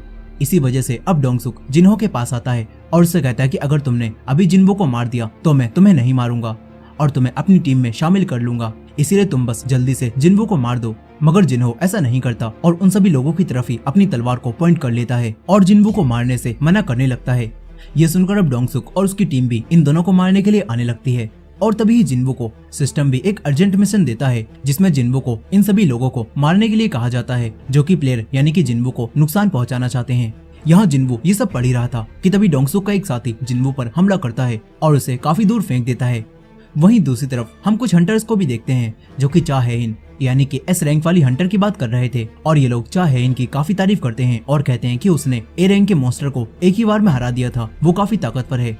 इधर डंजन में डोंगसुक के उस साथी के जिन्वू पर हमला करने की वजह से जिन्वू को काफी चोट लग जाती है और अब सभी लोग समझते हैं कि जिन्वू मर गया होगा, लेकिन ऐसा नहीं होता। और यहाँ जिन्वू भी ये बात समझ जाता है कि अगर उसे इस मतलबी दुनिया में सर्वाइव करना है तो उसे इन मतलबी लोगों को मारना पड़ेगा। यहाँ अब जिन्वू दोबारा उठकर इन लोगों के पास आने लगता है और ये देखकर सभी लोग उसका मजाक बनाते हैं और उसे इंसानियत का सबसे कमजोर हंटर कहने लगते हैं। लेकिन तभी जिन्वू डोंगसुक के एक साथी का सर काट देता है और उसे मार देता है, जिससे जिन्वू को दिए गए मिशन में 6 लोगों में से वो एक को किल कर देता है। यहाँ जिन्वू को ऐसा करते देख सभी लोग हैरान थे और सोचते हैं कि ई रैंक का हंटर अपने से ऊंची रैंक के हंटर को कैसे मार सकता है। यहीं जिन्वू ने भी पहली बार एक इंसान को मारा था और ऐसा करके उसे अंदर से बुरा भी लग रहा होता है, लेकिन जिन्वू सोचता है कि अगर वो इन लोगों को नहीं मारेगा तो ये लोग उसे मार देंगे। इसीलिए अब जिन्वू दूसरे लोगों पर भी हमला करता है और देखते ही देखते जिन्वू डोंगसू की पूरी टीम को खत्म कर देता है। ये देखकर डोंगसू को अब काफी गुस्सा आता है और डोंगसू अपनी फुल पावर से जिन्वू पर हमला करता है, मगर जिन्वू बहुत ही आसानी से डोंगसू को जमीन पर गिरा देता है। ये देखकर डोंगसू अब जिन्वू से माफी मांगने लगता है और खुद को छोड़ देने के लिए बोलता है, मगर जिन्वू कहता है कि आज तुमने मुझे 3 बार जान से मारने की कोशिश की और अब तुम मुझसे अपनी जान की भीख मांग रहे हो। यहाँ जिन्वू डोंगसू की बात नहीं सुनता और उसे जान से मार देता है। इसके बाद जिन्वू का मिशन भी पूरा हो जाता है और साथ ही ये पोर्टल भी अब बंद होने लगता है। ये देखकर जिन्वू और जिन्हो दोनों पोर्टल से बाहर आ जाते हैं। फिर ये दोनों हंटर एसोसिएशन को बताते हैं कि सारे हंटर्स को मॉन्स्टर्स ने मार दिया और हम दोनों किसी तरह से बचकर वहां से निकल आए हैं।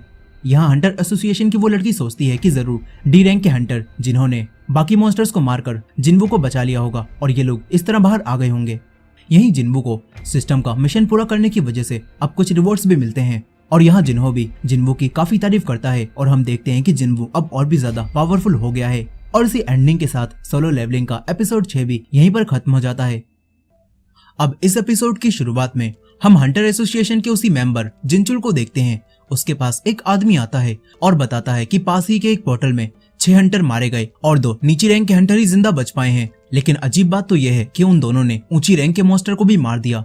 ये बात जिनचुल को थोड़ी अजीब लगती है, मगर वो इस मामले पर गौर नहीं करता। तभी उसे पता चलता है कि जो 2 हंटर उस पोर्टल से जिंदा बाहर आए हैं उनमें से एक जिन्वू भी है, जो कि पहले भी उस डबल डंजन को सरवाइव कर चुका है। ये बात जानकर जिनचुल हैरान रह जाता है, क्योंकि वो पहले भी जिन्वू से मिला था और तब भी उसे जिन्वू में कुछ अजीब दिखा था। यह अब जिनचुल इस केस की फाइल को देखने लगता है और तभी उसे पता चलता है कि इस सब में डोंगसुक भी मारा गया, जो कि बहुत बड़े एस रैंक के हंटर डोंगसू का भाई है। वहीं दूसरी तरफ जिन्वू अब अपने घर आता है। यहाँ पर वो बाहर से जिन्हा के लिए खाना लाया था और फिर खाना खाते समय जिन्हा जिन्वू से पूछती है कि तुम्हें इस बार चोट नहीं लगी, क्या तुम्हारी टीम बहुत पावरफुल थी। ये सुनकर अब जिन्वू डोंगसुक और उसके साथियों के बारे में सोचता है जिन्हें कि जिन्वू ने मार दिया। यहाँ जिन्वू को इंसानों को मारकर थोड़ा बुरा लग रहा था, लेकिन जिन्वू इस बात का अब ज्यादा अफसोस नहीं करता और सोचता है कि चाहे कुछ भी हो जाए वो खुद को बेहतर करता रहेगा। यह अब जिन्वू ड्रिंक भी करता है, लेकिन तभी जिन्वू को नोटिफिकेशन मिलती हैं और उसे पता चलता है कि ड्रिंक उसके शरीर के लिए हानिकारक है और इसी वजह से सिस्टम उसे रिकवर कर रहा है, जिससे अब जिन्वू को कोई भी नशा नहीं होता। ये जानकर जिन्वू काफी सारी ड्रिंक पी लेता है और इस सब से उसे कुछ भी नहीं होता। ये देखकर जिन्वू समझ जाता है कि पावर बढ़ने की वजह से उस पर अब ड्रिंक का कोई असर नहीं होगा।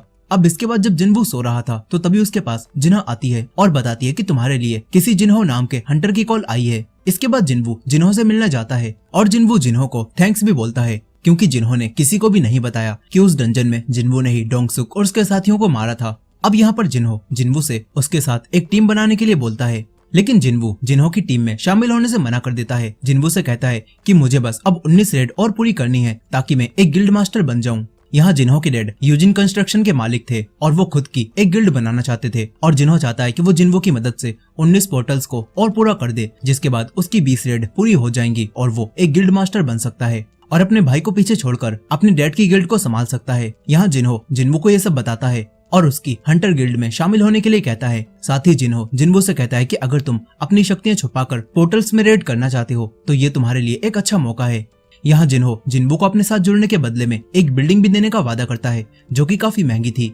लेकिन ये सारी बातें सुनने के बाद जिन्वू सोचता है कि अब वो लेवल अप कर रहा है और कुछ समय बाद तो वो आराम से ही इतने पैसे कमा लेगा, इसीलिए उसे जिन्हो के साथ जुड़ने की अब कोई भी जरूरत नहीं है। और ये सोचकर जिन्वू जिन्हो के ऑफर को रिजेक्ट करता है और यहाँ से चला जाता है। वहीं दूसरी तरफ हम डोंगसुक के भाई डोंगसू को देखते हैं, जो कि एक एस रैंक का हंटर है और उसे अपने भाई की मौत की खबर सुनकर काफी गुस्सा आता है। वो समझ जाता है कि उसके भाई का मर्डर हुआ है और उसके भाई की मौत का जिम्मेदार जिन्वू और जिन्हो है। यहाँ डोंगसू अपनी असिस्टेंट से पूछता है कि अगर मैं किसी और देश में रहते हुए यहाँ पर किसी को मार दूं तो क्या होगा। यहाँ डोंगसू जिन्वू और जिन्हो को ही मारने की बात कर रहा था। ये जानकर डोंगसू की असिस्टेंट डोंगसू को बताती है कि अगर आपने यहाँ पर रहते हुए किसी का मर्डर कर दिया तो आप पर कार्यवाही होगी, लेकिन आप एक हंटर हैं, इसी वजह से आप अपनी सजा को थोड़ा कम भी करवा सकते हैं।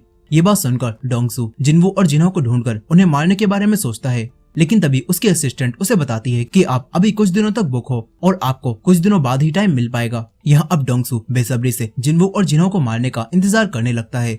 वहीं दूसरी तरफ जिन्वू अपने सिस्टम से मिले मिशन को पूरा करता है और 10 किलोमीटर दौड़ता है, लेकिन मिशन पूरा होने के बाद भी सिस्टम में उसकी रनिंग ऐड हो रही होती है और ये देखकर जिन्वू अब और दौड़ना शुरू कर देता है और अपने मिशन से डबल एक्सरसाइज करता है, जिससे जिन्वू को काफी सारे रिवॉर्ड मिलते हैं। यहाँ जिन्वू को एक रिवॉर्ड में एक बॉक्स भी मिलता है जिसके अंदर से एक चाबी निकलती है और जिन्वू को पता चलता है कि ये चाबी एक किले की है जिसके अंदर एस रैंक जितना खतरा हो सकता है। साथ ही जिन्वू को पता चलता है कि इस मॉन्स्टर के किले में उसे एलेक्सर ऑफ लाइफ भी मिल सकता है, जो कि एक ऐसा लिक्विड है जो हर एक बीमारी को ठीक कर सकता है। ये जानकर जिन्वू सोचता है कि अगर वो एलेक्सर ऑफ लाइफ को हासिल कर ले तो वो अपनी माँ की इटर्नल स्लीप बीमारी को भी ठीक कर सकता है, जिसके बाद उसकी माँ जाग जाएंगी। लेकिन साथ ही जिन्वू को उस किले में जाने से डर भी लग रहा होता है। वो सोचता है कि अगर ये एस रैंक जितना खतरनाक है तो कहीं वो भी उन्हें एस रैंक हंटर की तरह ना हार जाए जो कि जेजू आइलैंड पर हारे थे।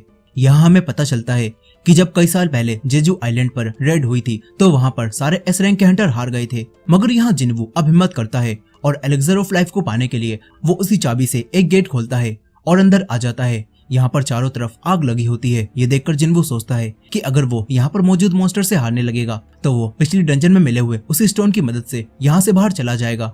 जिन्वू ये सोच ही रहा था कि तभी उसके सामने एक 3 सरों वाला बड़ा सा मॉन्स्टर आ जाता है जो देखने में काफी ज्यादा खतरनाक था, लेकिन जिन्वू इस मॉन्स्टर से नहीं डरता और इस पर हमला करने लगता है। मगर जिन्वू के हमलों से मॉन्स्टर पर कोई भी असर नहीं होता और तभी वो मॉन्स्टर भी जिन्वू पर लगातार हमला करता है, जिससे जिन्वू की हेल्थ अब कम होने लगती है। मगर जिन्वू भी हार नहीं मानता और वो मॉन्स्टर की आंख पर हमला करता है, मगर इस सब से भी उस मॉन्स्टर पर कुछ भी असर नहीं होता और अब मॉन्स्टर को गुस्सा आ जाता है और वो जिन्वू पर और ज्यादा हमला करने लगता है, जिससे अब जिन्वू को और ज्यादा चोट लगती है और जिन्वू की हेल्थ काफी कम हो जाती है। यहाँ जिन्वू अब उसी टेलीपोर्टेशन स्टोन की मदद से यहाँ से बाहर निकलने की कोशिश करता है, मगर तभी मॉन्स्टर के हमले से वो स्टोन जिन्वू के हाथ से छूट जाता है और दूर गिर जाता है। ये देखकर जिन्वू मॉन्स्टर से बचता है। तभी जिन्वू अपने सिस्टम का स्टोर देखता है और वहाँ से एक लिक्विड खरीद के अपनी एनर्जी को भी और बढ़ा लेता है। इसके बाद जिन्वू को वही वेनम ग्लैंड याद आता है जो कि उसे सिस्टम की सबसे पहली डंजन से मिला था, लेकिन ये जहर काफी खतरनाक होता है। मगर जिन्वू को याद होता है कि ये सिस्टम जहरीली चीजों से उसे बचाता है और इसी वजह से अब जिन्वू इस वेनम ग्लैंड को पी लेता है और इसे पीने के बाद सिस्टम अलर्ट हो जाता है और वो जिन्वू को ठीक कर देता है। यहाँ अब जिन्वू ठीक होने के बाद दोबारा से मॉन्स्टर पर हमला करता है और जिन्वू इस मॉन्स्टर के 2 सरों को खत्म कर देता है। मगर इस सब में जिन्वू को भी काफी ज्यादा चोट लग जाती है, लेकिन जिन्वू फिर भी हार नहीं मानता और वो लगातार बचे हुए मॉन्स्टर की आंख पर हमला करता जाता है और फिर आखिरकार जिन्वू उस मॉन्स्टर को भी हरा देता है। और ऐसा करते ही जिन्वू का लेवल अप होने लगता है और साथ ही जिन्वू की चोट भी ठीक हो जाती है। यहाँ जिन्वू को अब एलेक्सर ऑफ लाइफ बनाने का फॉर्मूला भी मिलता है, जिससे उसे पता चलता है कि एलेक्सर ऑफ लाइफ बनाने के लिए उसे 3 आइटम्स की जरूरत होगी जो कि उसे किले के अंदर ही मिलेंगे। लेकिन साथ ही जिन्वू को ये बात भी पता चलती है कि उसकी अभी जिससे फाइट हुई थी वो तो किले का गेटकीपर था और ये बात जानकर जिन्वू समझ जाता है कि अंदर खतरा इससे भी बड़ा होगा और अगर मैं इस हालत में अंदर गया तो मैं मारा जाऊंगा। ये सोचकर जिन्वू अब यहाँ से बाहर निकलने का फैसला करता है, लेकिन जिन्वू कहता है मैं वापस जरूर आऊंगा। और इसी एंडिंग के साथ सोलो लेवलिंग का एपिसोड 7 भी यहीं पर खत्म हो जाता है। अब इस एपिसोड की शुरुआत में हम जिन्वू को देखते हैं जो कि अपनी माँ के पास बैठा हुआ था। जिन्वू सोचता है कि उसे अपनी माँ को ठीक करने के लिए जल्द से जल्द एलेक्सर ऑफ लाइफ बनाना होगा, जिसे बनाने के लिए उसे 3 आइटम्स की जरूरत है जो कि उसे उस किले के अंदर ही मिलेंगे। लेकिन जिन्वू किले के अंदर जाने से पहले अपने लेवल्स और पावर बढ़ाने के बारे में सोचता है। इसी वजह से अब जिन्वू जिन्हो से मिलता है और उसके ऑफर को भी एक्सेप्ट कर लेता है ताकि वो जिन्हो की टीम में रहकर कई सारी और रेड्स कर सके और मॉन्स्टर्स को मारकर अपना लेवल बढ़ा सके। लेकिन यहाँ पर जिन्वू जिन्हो से कहता है कि मेरी एक शर्त है और वो ये है कि हम दोनों ही अकेले पोर्टल के अंदर जाएंगे और वहाँ के बॉस से लड़ेंगे और बाकी सभी लोग बाहर ही रहेंगे ताकि मेरी पावर्स के बारे में किसी को भी पता ना चले। यहाँ जिन्हो जिन्वू की बात मानने के लिए तैयार हो जाता है। वहीं दूसरी तरफ हम एस रैंक हंटर चाहे-इन को देखते हैं जो कि अपनी ट्रेनिंग कर रही थी। तभी जिन्हो के डैड का एक आदमी चाहे-इन के पास आता है और उसे यूजिन कंस्ट्रक्शन का एक कार्ड देता है और बताता है कि यूजिन कंस्ट्रक्शन एक गिल्ड बनाने जा रही है। यहीं जिन्हो अपने डैड से बात कर रहा था। यहाँ जिन्हो के डैड उससे कहते हैं कि हंटर्स का काम काफी मुश्किल होता है और हंटर्स जो भी काम करते हैं वो कुछ बड़ी गिल्ड्स के कहने पर ही करते हैं। यहाँ जिन्हो के डैड जिन्हो से कहते हैं कि अब मैं भी एक हंटर गिल्ड बनाना चाहता हूँ ताकि इससे हमारे बिजनेस में काफी ज्यादा फायदा हो सके। इस तरफ जिन्वू फिर से अपने रोज के गोल्स को पूरा करता है और पॉइंट्स को इकट्ठा करता है, लेकिन अब जिन्वू को लिमिटेड पॉइंट्स ही मिलते हैं और कोई भी एक्स्ट्रा पॉइंट नहीं मिलते। ये देखकर जिन्वू काफी परेशान होता है। तभी जिन्वू अपने पुराने मिशन में मिले हुए एक बॉक्स को ओपन करता है, लेकिन उसके अंदर से भी जिन्वू को कोई खास चीज नहीं मिलती। ये देखकर अब जिन्वू जल्द से जल्द जिन्हो के साथ सी रैंक के पोर्टल्स में रेड करने के बारे में सोचता है ताकि वो अपने लेवल को बढ़ाकर पावरफुल बन सके। यहीं जिन्वू के पास हंटर एसोसिएशन की तरफ से एक मिशन पर जाने का ऑफर भी आता है, लेकिन जिन्वू उनके ऑफर का कोई भी रिप्लाई नहीं देता। वहीं दूसरी तरफ जिन्हो अब मिस्टर सोंग के पास आता है जो कि अपना एक हाथ कटने के बाद दूसरे हंटर्स को ट्रेन कर रहे थे। यहाँ मिस्टर सोंग अभी भी उस डबल डंजन के हादसे को भूल नहीं पाए थे। यहाँ मिस्टर सोंग जिन्हो से कहते हैं कि मैं फिर से हंटर का काम करना चाहता हूँ ताकि मैं इस सोसाइटी के लोगों की मदद कर सकूं। इस तरफ हम मिस्टर किम को भी देखते हैं जो कि उसी डबल डंजन के सर्वाइवर थे और वो अब दोबारा से अपने हंटर के काम को ज्वाइन करने का फैसला करते हैं ताकि वो पैसे कमाकर अपने परिवार को एक अच्छी लाइफ दे सकें। इस तरफ जोई उसी एस रैंक हंटर बेक को अपने पास बुलाता है और बताता है कि यूजिन कंस्ट्रक्शन जल्दी ही अपनी एक गिल्ड बनाने जा रही है। यहाँ जोई बेक से जेजू आइलैंड के बारे में भी कुछ बात करता है। वहीं दूसरी तरफ हम जूही को देखते हैं। उसके पास उसकी मॉम की कॉल आती है और यहाँ जूही भी अभी भी अपने आप को पूरी तरह से नहीं संभाल पाई थी। यहाँ जूही की मॉम उससे सदमे से बाहर निकलकर अपने आप को संभालने के लिए बोलती हैं और उसे गांव वापस बुलाती हैं, लेकिन जूही अपनी मॉम की कॉल को काट देती है। यहाँ अब जूही भी फिर से अपने काम के बारे में सोचने लगती है और तभी उसके पास भी हंटर एसोसिएशन से एक मिशन पर जाने का ऑफर आता है।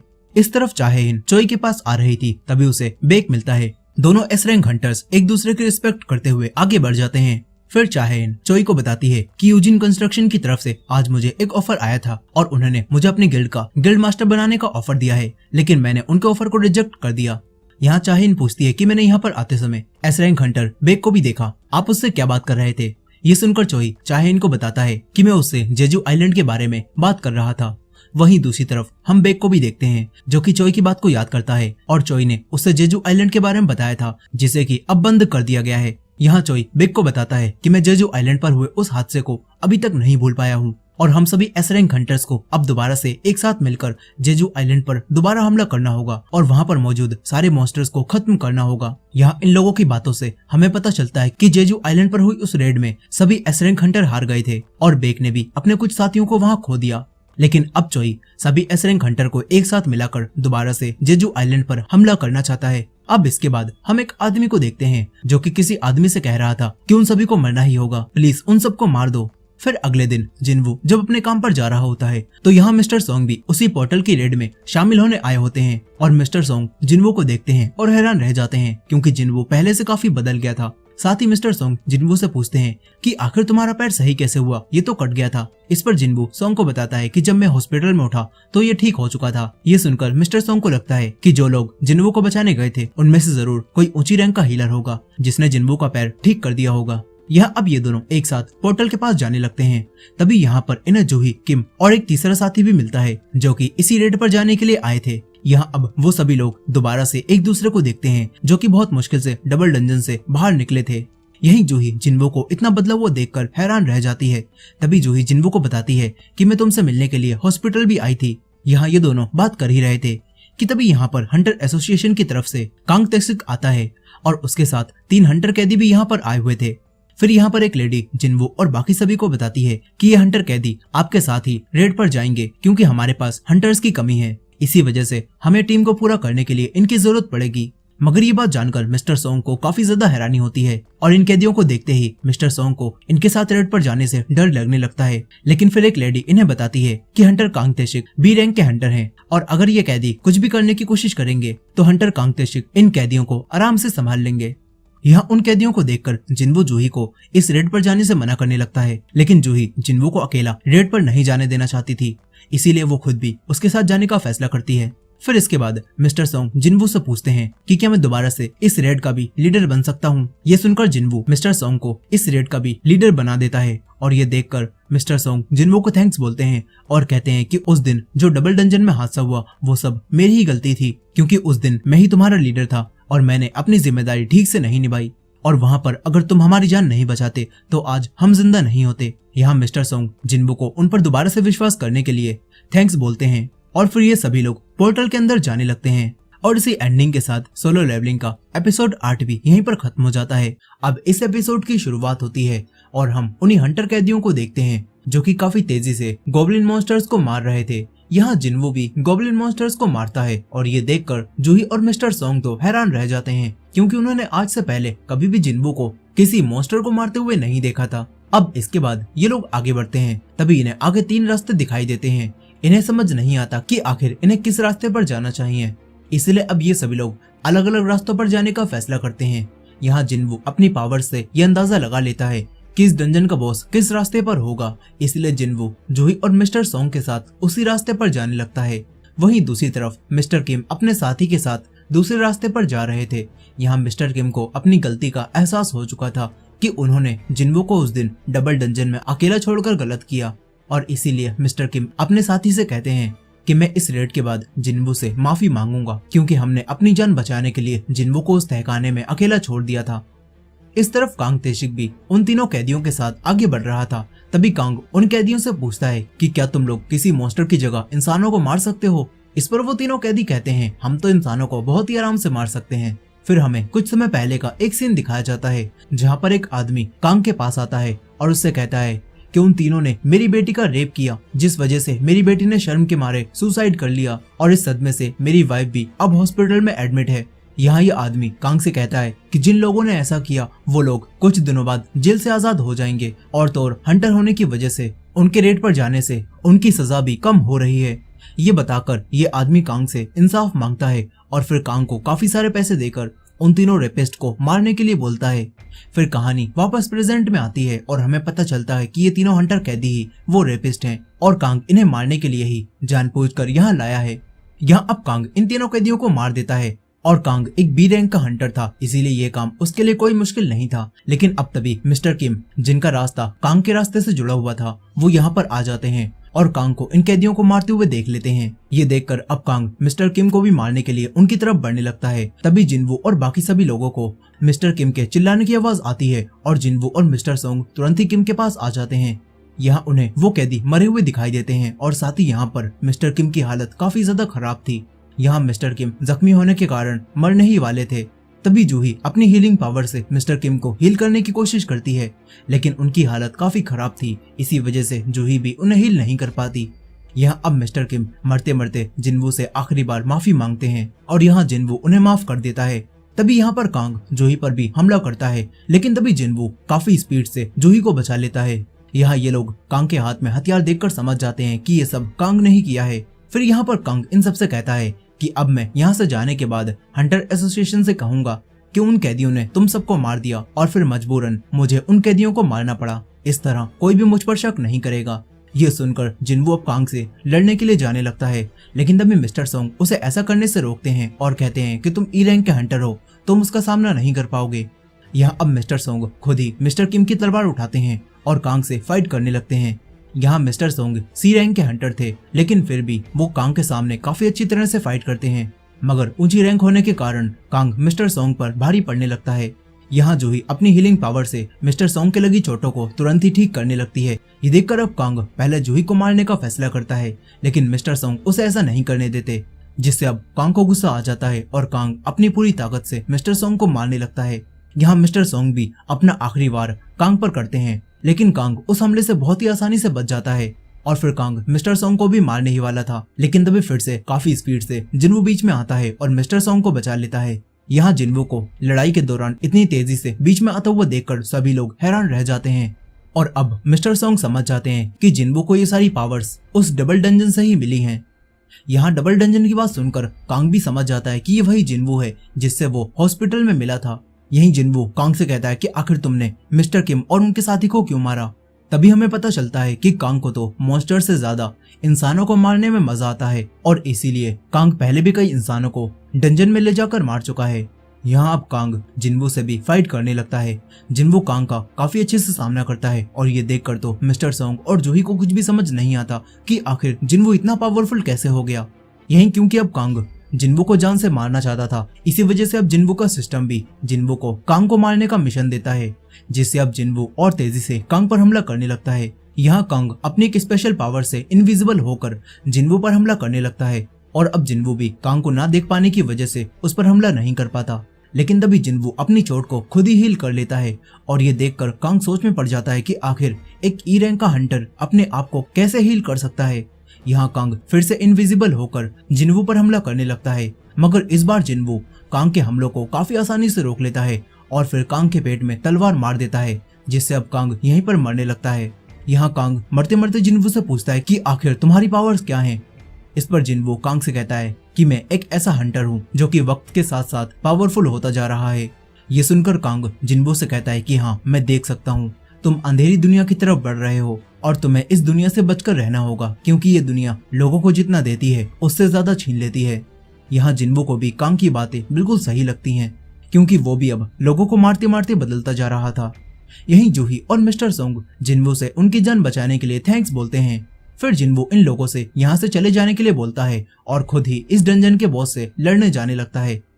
अब इसके बाद हम शाम के समय जिनचुल को देखते हैं, जिसे कि अपने सुपरवाइजर कांग की हरकतों के बारे में सब कुछ पता चल चुका था कि कांग ही वो किलर था जो कि हंटर्स को डंजन में ले जाकर मारता था। और ये जानकर जिनचुल जिनवू और मिस्टर सोंग के पास आता है और यहाँ इनसे पूछता है कि आखिर कांग को किसने मारा। इस पर अब मिस्टर सोंग सारा इल्जाम अपने ऊपर ले लेते हैं और कहते हैं कि मैंने ही कांग को मारा था। ये सुनकर जिनचुल थोड़ा हैरान होता है और कहता है कि आपकी रैंक तो कांग से काफी कम है, लेकिन मिस्टर सोंग कहते हैं मैंने अपनी बी रैंक की हीलर जूही के साथ मिलकर ही कांग को हराया था। यहाँ ये सुनकर जिनचुल इन लोगों से कुछ भी नहीं बोलता और इन्हें अपने साथ इन्वेस्टिगेशन के लिए ले जाने लगता है। यहीं जिनवू अपने मन ही मन में सोचता है कि अगर जिनचुल को ये पता चल गया कि मैंने ही कांग को मारा है तो वो मुझे आराम से हरा देगा, क्योंकि जिनचुल तो एक ए रैंक का हंटर है और मैं अभी इस रैंक से काफी दूर हूँ। फिर कुछ समय बाद हमें पता चलता है कि जिस आदमी ने कांग को उन कैदियों को मारने के लिए पैसे दिए थे वो खुद ही सामने आ गया और उसकी गवाही की वजह से ही जिनवू, जूही और मिस्टर सोंग छूट गए। यहीं अब जूही जिनवू को वही एसेंस स्टोन दिखाती है जो कि डबल डंजन में जिनवू ने जूही को दिया था और जूही जिनवू से कहती है कि क्या तुम्हें ये याद है। और इसी एंडिंग के साथ सोलो लेवलिंग का एपिसोड 9 भी यहीं पर खत्म हो जाता है। अब इस एपिसोड की शुरुआत में हम जूही को देखते हैं। वो जिनवू को इतना बदला हुआ देखकर ये सोचती है कि मैं तो अब एक हंटर कहलाने के लायक भी नहीं हूँ, क्योंकि अब जिनवू भी मुझसे ज्यादा पावरफुल हो चुका है। यहाँ जूही अपने हंटर के काम से अभी भी काफी डरती है और जूही जिनवू को बताती है कि मैं एक सी रैंक या फिर बी रैंक की रेड में जा सकती थी, लेकिन मुझे हमेशा ही तुम्हारे साथ रहना था, इसीलिए मैंने डी या फिर ई रैंक की रेड में जाने का फैसला किया ताकि मैं हमेशा तुम्हारे पास रह सकूं। यहाँ जूही जिन्वो को कुछ पुरानी बातें भी याद दिलाती है और जिन्वो को उसका दिया हुआ वही स्टोन वापस कर देती है और कहती है कि अब मैं हंटर के काम से रिटायर हो रही हूँ और मैं वापस अपने घर चली जाऊंगी। यहाँ जूही जिन्वो को एक प्रॉपर बाय बोलती है और फिर यहाँ से चली जाती है। यही हम देखते हैं कि जिन्वो जिनचुल के पास भी गया था और जिनचुल को सब पता चल गया था कि जिन्वो ने ही कांग को मारा है, लेकिन जिनचुल इस बात पर यकीन नहीं कर पा रहा था कि एक ई रैंक का हंटर जिन्वो बी रैंक के हंटर कांग को कैसे मार सकता है। लेकिन फिर भी जिनचुल जिन्वो से कुछ नहीं कहता और जिन्वो को बताता है कि डोंगसू का भाई डोंगसू अब तुम्हारी ही तलाश में है और वो किसी भी वक्त तुम पर हमला करेगा, इसीलिए तुम्हें उससे संभल कर रहना होगा। ये बात सुनकर जिन्वो काफी ज्यादा हैरान हो जाता है। यहाँ जिनचुल जिन्वो से कहता है कि डोंगसू काफी ज्यादा खतरनाक है और वो एक एस रैंक का हंटर है और वो तुम्हारी जान भी ले सकता है। यहाँ अब ये सारी बातें सोचकर जिन्वो अपने लेवल्स को और बढ़ाने के बारे में सोचता है ताकि वो डोंगसू के हमले से बच सके और डोंगसू को भी मार सके। इसके बाद अगले दिन जिन्वो जिन्हो और उसकी हंटर टीम के पास आता है जिसके अंदर सारे कमजोर हंटर भरे पड़े होते हैं। यहाँ अब जिन्वो इन सभी हंटर से कहता है कि मैं और जिन्हो ही पोर्टल के अंदर जाएंगे और तुम सभी लोग हमारा बाहर आने का इंतजार करोगे। यहाँ जिन्हो इन सभी लोगों को इस बात को किसी को भी बताने से मना करता है। साथ ही जिन्वो भी उस स्टोन को देखता है जो कि उसे सिस्टम ने कांग को हराने पर दिया था। यहाँ जिन्वो उस स्टोन को तोड़कर अपने ऊपर इस्तेमाल कर लेता है जिससे जिन्वो के अंदर कुछ नई पावर्स आ जाती हैं। इसके बाद जिन्वो जिन्हो को लेकर इस पोर्टल के अंदर जाने लगता है। यहाँ जिन्वो और जिन्हो अकेले ही अंदर जाते हैं और ये देखकर इनकी टीम के बाकी हंटर्स को ऐसा लगता है कि जिन्वो और जिन्हो अकेले जिंदा वापस नहीं आ पाएंगे, मगर कुछ देर बाद जिन्वो और जिन्हो दोनों ही जिंदा वापस आ जाते हैं और इन्होंने डंजन के बॉस को भी मार दिया होता है जिससे ये पोर्टल खुद ब खुद बंद हो जाता है और ये चीज देखकर सभी लोग हैरान रह जाते हैं। इसके बाद जिन्वो और जिन्हो सारे हंटर्स को अब एक दूसरी रेड पर चलने के लिए बोलते हैं। फिर वहाँ दूसरी रेड पर जिन्वो यहाँ के सारे मॉन्स्टर्स को मारता है और ऐसा करते ही करते अब ये दोनों काफी सारे पोर्टल्स में जाकर वहाँ के बॉस को हराते हैं और स्टोन्स को इकट्ठा करके बाहर ले आते हैं। और इतने सारे पोर्टल्स में बॉस को हराने के बाद जिन्वो का लेवल और पावर भी काफी तेजी से बढ़ रहा होता है और साथ ही जिन्वो के पास इनविजिबल होने की पावर भी आ जाती है। यहाँ जिन्वो अब ये सोचता है कि आखिर उसकी पावर किस रैंक तक पहुंच गई होगी और क्या अब मैं उस किले के अंदर जाने के लायक हूँ। यहाँ जिन्वो ये सब सोच ही रहा था कि तभी उसे एक नोटिफिकेशन मिलती है जिसमें लिखा होता है कि प्लेयर अब एक जरूरी लेवल तक पहुंच गया है और अब जिन्वो को एक जॉब चेंज मिशन मिलता है। वहीं दूसरी तरफ व्हाइट टाइगर गिल्ड के कुछ लोगों को अब पता चलता है कि यूजिन कंस्ट्रक्शन ने सभी सी रैंक के पोर्टल्स को काफी ज्यादा महंगे रेट्स में खरीद लिया है और अब वो लोग ही सारे सी रैंक के पोर्टल्स में रेड करके मॉन्स्टर्स को मारेंगे। साथ ही इन लोगों को पता चलता है कि उनकी टीम में जिन्वो भी शामिल है। यहाँ एक आदमी जिन्वो का नाम देखकर उसे पहचान जाता है और इस आदमी संगमिन को ये भी पता होता है कि जिन्वो डबल डंजन से भी सरवाइव कर चुका है और साथ ही वो डोंगसू के मरने के बाद भी उस रेड से भी जिंदा वापस आ गया था और कुछ दिनों पहले ही वो एक ऐसी रेड से भी जिंदा वापस आया जहाँ पर बी रैंक का हंटर कांग मारा गया था। यहाँ भी इस आदमी संगमिन को जिन्वो पर थोड़ा शक होने लगता है। इस तरफ जिन्वो और जिन्हो हमेशा की तरह ही अकेले ही रेड करते हैं और अपने दूसरे हंटर्स को अपने साथ नहीं ले जाते। इस तरफ संगमिन को अब ऐसा लगता है कि जरूर जिन्वो की पावर्स दोबारा से जाग गई हैं और अब वो और भी ज्यादा शक्तिशाली हो गया है क्योंकि वो 3 बड़े हाथों से जिंदा बचकर आया है। यहाँ अब संगमिन जिन्वो के बारे में और जानने के लिए उसी जगह पर आ जाता है जहाँ जिन्वो रेड कर रहा था और यहाँ संगमिन को सारे हंटर्स आराम से पोर्टल के बाहर बैठे हुए दिखाई देते हैं। ये सब देखकर संगमिन समझ जाता है कि उसका शक सही था, जिन्वो अकेले ही इन्हें छोड़कर पोर्टल के अंदर गया है। ये देखकर संगमिन यहाँ से चला जाता है। तभी जिन्वो और जिन्हो भी अपनी रेड से वापस आ जाते हैं। फिर यहाँ जिन्वो जिन्हो से एक दिन की छुट्टी मांगता है क्योंकि अब उसे अपने जॉब चेंज क्वेस्ट को भी पूरा करना था और यहाँ जिन्हो भी एक दिन की छुट्टी के लिए मान जाता है और सोचता है कि अब वो अपने अगले दिन के सारे पोर्टल के कॉन्ट्रैक्ट को कैंसिल कर देगा, लेकिन जिन्वो अभी उसे ऐसा करने से मना कर देता है। यही संगमिन छुपकर जिन्वो और जिन्हो की सारी बातें सुन रहा था। वहीं दूसरी तरफ हम चोई को देखते हैं। उसे एक सपना आता है जिसके अंदर चोई उसी हादसे को देखता है जो उसके साथ जेजू आइलैंड पर हुआ था और अब चोई घबराकर नींद से जाग जाता है। चोई अब दोबारा से जेजू आइलैंड पर जाने के बारे में सोचता है। वहीं दूसरी तरफ संगमिन जिन्वो के पास आता है और उससे बात करता है। यहाँ संगमिन जिन्वो को अपने साथ काम करने का ऑफर देने लगता है क्योंकि वो जान चुका था कि जिन्वो काफी ज्यादा पावरफुल है। तभी जिन्वो संगमिन को बताता है कि जिन्हो कंस्ट्रक्शन ने मुझे अपने साथ काम करने के बदले में 30 बिलियन देने का वादा किया है और ये बात सुनकर तो संगमिन हैरान रह जाता है और जिन्वो को इतने ज्यादा पैसे देने से मना करने लगता है। इसी वजह से अब जिन्वो यहाँ से जाने लगता है। तभी जिन्वो संगमिन से कहता है कि आखिर तुम्हें मेरे बारे में किसने बताया। ये पूछकर जिनवू इनविजिबल हो जाता है और ये देखकर संगमिन हैरान रह जाता है। संगमिन काफी डर जाता है और कहता है कि बस मैंने तुम्हें जानने के लिए ही तुम्हारी थोड़ी जासूसी की थी। यहाँ संगमिन जिनवू से कहता है कि उन सी रैंक के पोर्टल्स के बिक जाने की वजह से हमें अब कोई भी पोर्टल नहीं मिल रहे थे और बस इसी बारे में पता करते करते मैं तुम तक पहुंच गया।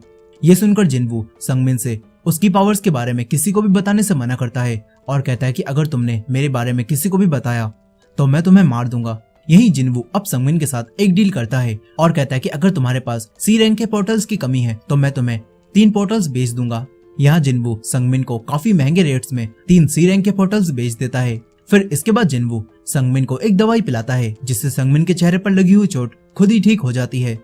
फिर अगले दिन हम जिन्हो को देखते हैं जो कि ये बात जानकर बहुत खुश होता है कि जिन 3 पोर्टल्स को वो आज छुट्टी की वजह से कैंसिल करने वाला था उन्हें अब जिनवू ने काफी महंगे रेट्स में बेच दिया है। और यही संगमिन को भी जब ये बात पता चलती है कि उसने जिन पोर्टल्स को खरीदा है वो तो काफी सस्ते हैं और ये बात जानकर संगमिन समझ जाता है कि जिनवू ने उन्हें ठग लिया है।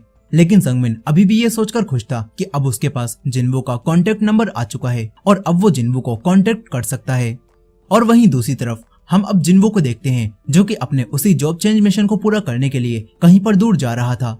और इसी एंडिंग के साथ सोलो लेवलिंग का एपिसोड 10 भी यहीं पर खत्म हो जाता है। अब इस एपिसोड की शुरुआत में हम जिनवू को देखते हैं जो कि उसी जॉब चेंज मिशन को पूरा करने के लिए एक जगह पर आता है।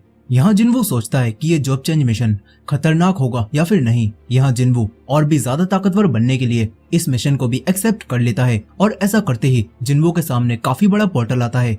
जिनवू बिना डरे ही उसके अंदर जाता है और अंदर आने के बाद जिनवू को कुछ नोटिफिकेशंस मिलती हैं जिससे उसे पता चलता है कि वो इस मिशन के दौरान अपनी फुल रिकवरी वाली पावर का इस्तेमाल नहीं कर पाएगा और ना ही इस मिशन को पूरा करे बगैर वो यहाँ से जा सकता है। यहाँ जिनवू ये बात पढ़ ही रहा था कि तभी उसके सामने एक मास्क पहना सैनिक आता है जो कि जिनवू पर हमला करने लगता है। जिनवू इस सैनिक से फाइट करता है और इस सैनिक का सर काटकर इसे हरा देता है। लेकिन तभी और भी ज्यादा सैनिक यहाँ पर आने लगते हैं। वहीं दूसरी तरफ जिन्हो अपने भाई और अपने डैड के साथ डिनर कर रहा था। यहाँ जिन्हो का बड़ा भाई जिन्हो और अपने डैड को बताता है कि मेरा हंटर गिल्ड बनाने का काम काफी अच्छा चल रहा है और हमने बाहर की कंट्रीज के कई सारे एस रैंक के हंटर से बात की है, वो हमारी हंटर गिल्ड में जल्दी ही शामिल हो जाएंगे। यहाँ ये बात सुनकर जिन्हो काफी परेशान हो जाता है क्योंकि वो अपने बड़े भाई से आगे निकलना चाहता था। यहाँ जिन्हो का बड़ा भाई जिन्हो से कहता है कि मुझे पता है तुम भी छुपकर कोई काम कर रहे हो, लेकिन वो चाहे जो भी हो तुम मेरे रास्ते में मत आना, नहीं तो तुम्हें बहुत बड़ा नुकसान होगा।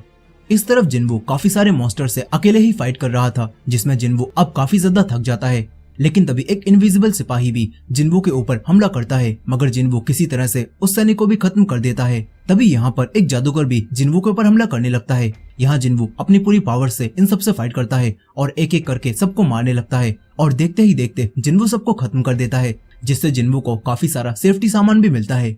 अब इसके बाद जिनवू आगे बढ़ता है। फिर उसे एक बड़ा सा दरवाजा दिखाई देता है। जिनवू दरवाजे को खोलकर डंजन के अंदर आ जाता है। यहाँ पर एक सिंहासन रखा होता है और उसकी हिफाजत एक इग्रिस नाम का सैनिक कर रहा था। यहाँ अब इग्रिस सैनिक जिनवू पर हमला करने लगता है और उसके हमले की स्पीड काफी ज्यादा तेज और हमला काफी पावरफुल होता है।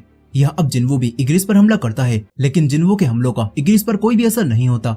मगर जिनवू हार नहीं मानता। जिनवू अब अपने हथियारों के बिना ही इग्रिस से फाइट करने का फैसला करता है और ये चीज देखकर इग्रिस भी अपने हथियार डाल देता है और बिना हथियारों के ही जिनवू से लड़ने का फैसला करता है। ये चीज देखकर जिनवू भी हैरान था क्योंकि पहली बार डंजन में उसे कोई ऐसा मिला है जो कि बिल्कुल बराबरी की लड़ाई चाहता है। वहीं दूसरी तरफ हम चोई को देखते हैं जो कि चेयरमैन गो को कॉल करता है और उनसे एक बार फिर से जेजू आइलैंड पर जाने के लिए इजाजत मांगता है और थैंक्स बोलता है। दरअसल यहाँ पर चेयरमैन गो ने चोई और दूसरे हंटर्स को एक बार फिर से जेजू आइलैंड पर रेड करने की परमिशन दे दी होती है और अब चेयरमैन को चोई से संभल कर जेजू आइलैंड पर जाने के लिए बोलते हैं और सभी की हिफाजत करने के लिए भी बोलते हैं। इस तरफ इग्रिस और जिनवू बिना हथियारों के ही फाइट कर रहे थे लेकिन अब तभी इग्रिस अपनी स्पीड की मदद से जिनवू को काफी ज्यादा पीटता है और जिनवू समझ जाता है कि अगर वो ऐसे ही इग्रिस से लड़ता रहा तो वो तो हार जाएगा। यह अब जिनवू इग्रिस को हराने के लिए दूसरा रास्ता ढूंढता है और जिनवू अपनी स्पीड को 2 गुना कर लेता है और फुल स्पीड से इग्रिस पर हमला करता है मगर इग्रिस जिनवू के हमलों से बच जाता है और जिनवू को ही मारने लगता है। यह अब लड़ाई में जिनवू की हालत काफी ज्यादा खराब हो जाती है। और वहीं दूसरी तरफ जिन्हा अपने भाई जिनवू के लिए खाना बनाकर उसके घर आने का इंतजार करने लगती है। इस तरफ अब इग्रिस अपनी तलवार को दोबारा से उठाता है और अब इग्रिस जिनवू को खत्म करने ही वाला था लेकिन तभी अचानक से जिनवू इग्रिस की तलवार को रोक लेता है और कहता है कि मैं अभी तक हारा नहीं हूँ, यहाँ अब जिन्वो अपनी पूरी पावर से हमला करता है और इग्रिस को काफी बुरा पीटता है और अपने डैगर की मदद से इग्रिस को मारता है और उसे खत्म कर देता है। इस तरह अब इग्रिस हार जाता है, लेकिन जिन्वो ये बात सोचता है कि ये लड़ाई बस वो किस्मत की वजह से जीता है, क्योंकि इग्रिस तो हर एक चीज में जिन्वो से काफी ज्यादा अच्छा था। यहाँ अब जिन्वो को इग्रिस को हराने के बदले में 4 रिवॉर्ड मिलते हैं, जिसमें उसे कई सारे कॉइन्स, हेलमेट और एक सेफ्टी सूट भी मिलता है और साथ ही इस जगह के किंग के हैंड के लिए एक रून स्टोन भी मिलता है। साथ ही जिन्वो को एक टेलीपोर्टेशन स्टोन भी मिलता है, जो देखकर जिन्वो को थोड़ी हैरानी होती है। जिन्वो सोचता है कि आखिर ये स्टोन खतरा खत्म होने के बाद मुझे क्यों मिल रहा है।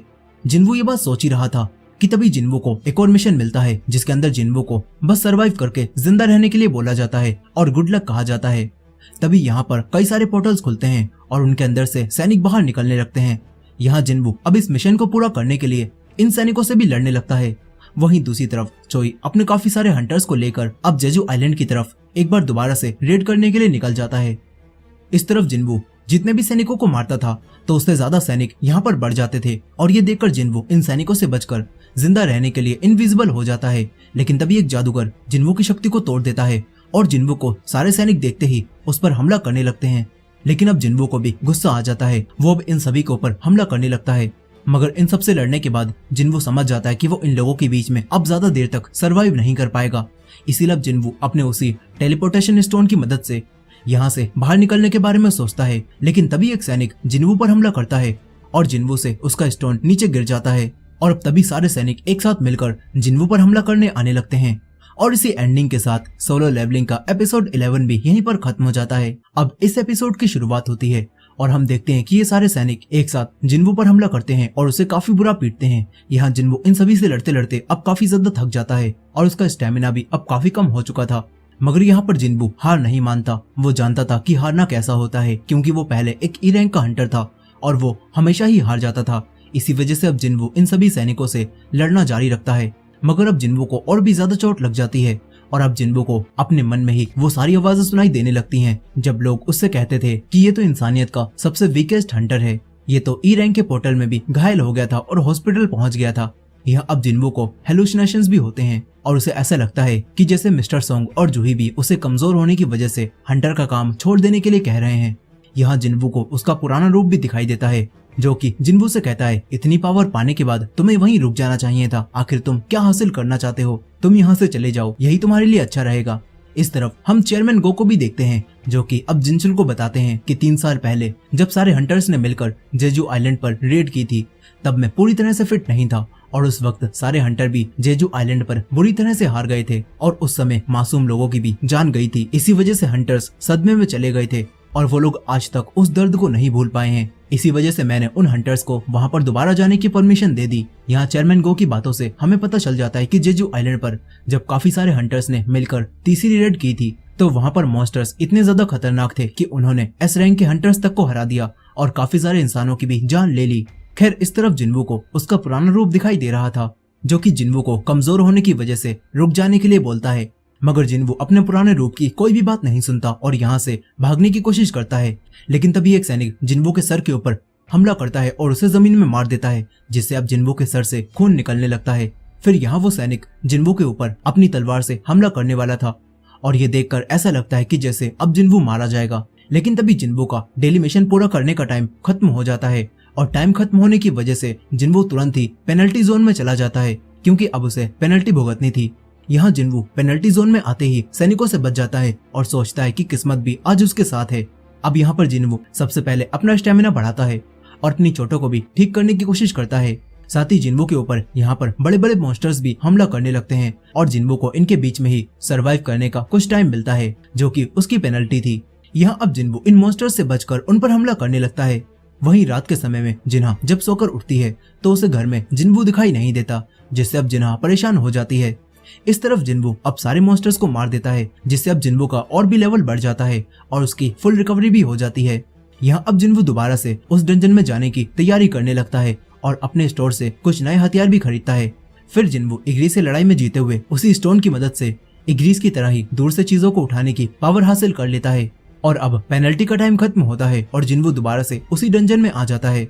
इस तरफ चोई चाहे इनको भी अपने साथ जेजू आइलैंड की रेड पर लाया था और उसे यहाँ चलने के लिए थैंक्स बोलता है। यहाँ हमें पता चलता है कि जब आखिरी बार जेजू आइलैंड पर रेड हुई थी तो तब चाहेन की पावर्स अवेक नहीं हुई थी, लेकिन अब चाहेन एक एस रैंक की हंटर बन चुकी है जो कि इनके बहुत काम आ सकती है। इसी वजह से चोई चाहेन को भी अपने साथ लाया है। यह अब तभी इन सभी लोगों को रास्ते में कुछ चमकता हुआ दिखाई देता है जो कि इन्हें काफी अजीब लगता है।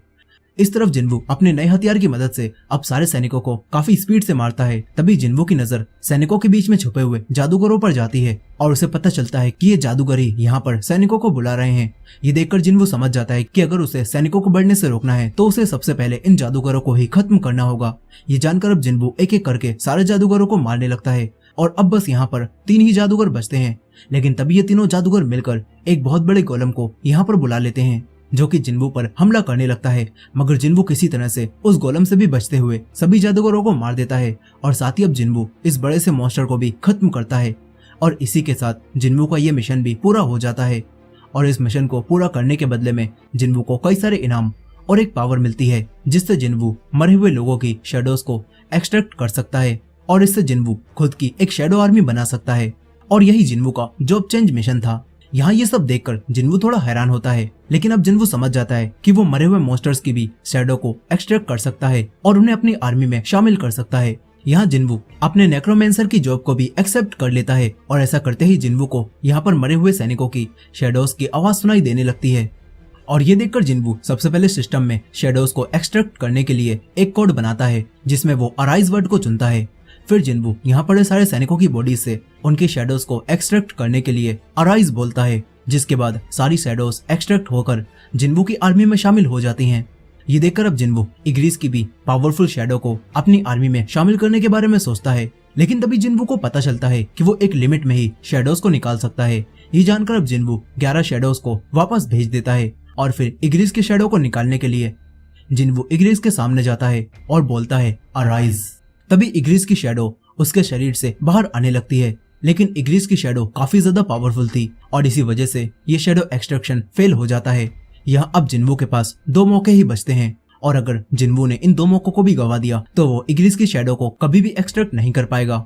यहाँ अब जिन्वू दोबारा से इग्रिस के सामने अराइज बोलता है और दोबारा इग्रिस की शैडो बाहर आने लगती है, लेकिन एक बार फिर से शैडो एक्सट्रैक्शन फेल हो जाता है और अब जिन्वू के पास बस एक मौका ही बचा होता है।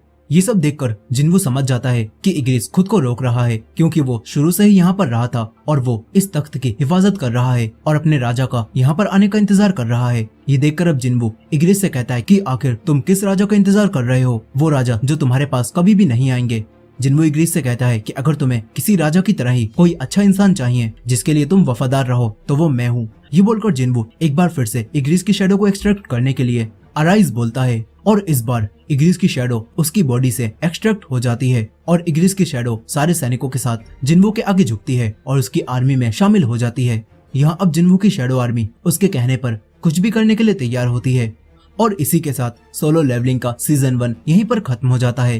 खैर इसके पोस्ट क्रेडिट सीन में हम उन्हीं हंटर्स को देखते हैं जो कि जेजू आइलैंड पर रेड करने जा रहे थे, लेकिन यहाँ पर हंटर चोई और बाकी सारे हंटर्स जब उसी मॉन्स्टर को देखते हैं जो कि उन्हें समुद्र में मिला था तो उन्हें पता चलता है कि जेजू आइलैंड के वो सारे मॉन्स्टर्स अब इवोल्व हो रहे हैं और भी ज्यादा ताकतवर हो चुके हैं। और इसी के साथ सीजन 1 की स्टोरी यहीं पर खत्म हो जाती है। सो दोस्तों ये थी सोलो लेवलिंग के सीजन 1 की फुल स्टोरी। आई होप कि आपको ये स्टोरी पसंद आई होगी। वीडियो पसंद आई हो तो वीडियो को लाइक करना मत भूलिएगा और हमारे चैनल पर नए हैं तो हमारे चैनल को भी सब्सक्राइब करके बेल नोटिफिकेशन को ऑन कर लीजिए। खैर इसके बाद हम जल्दी ही एक नए एनिमे को भी स्टार्ट करने वाले हैं जो कि आपको काफी पसंद आएगा, तो उसे मिस नहीं करने के लिए चैनल को सब्सक्राइब करना मत भूलिएगा। मिलते हैं नेक्स्ट वीडियो में।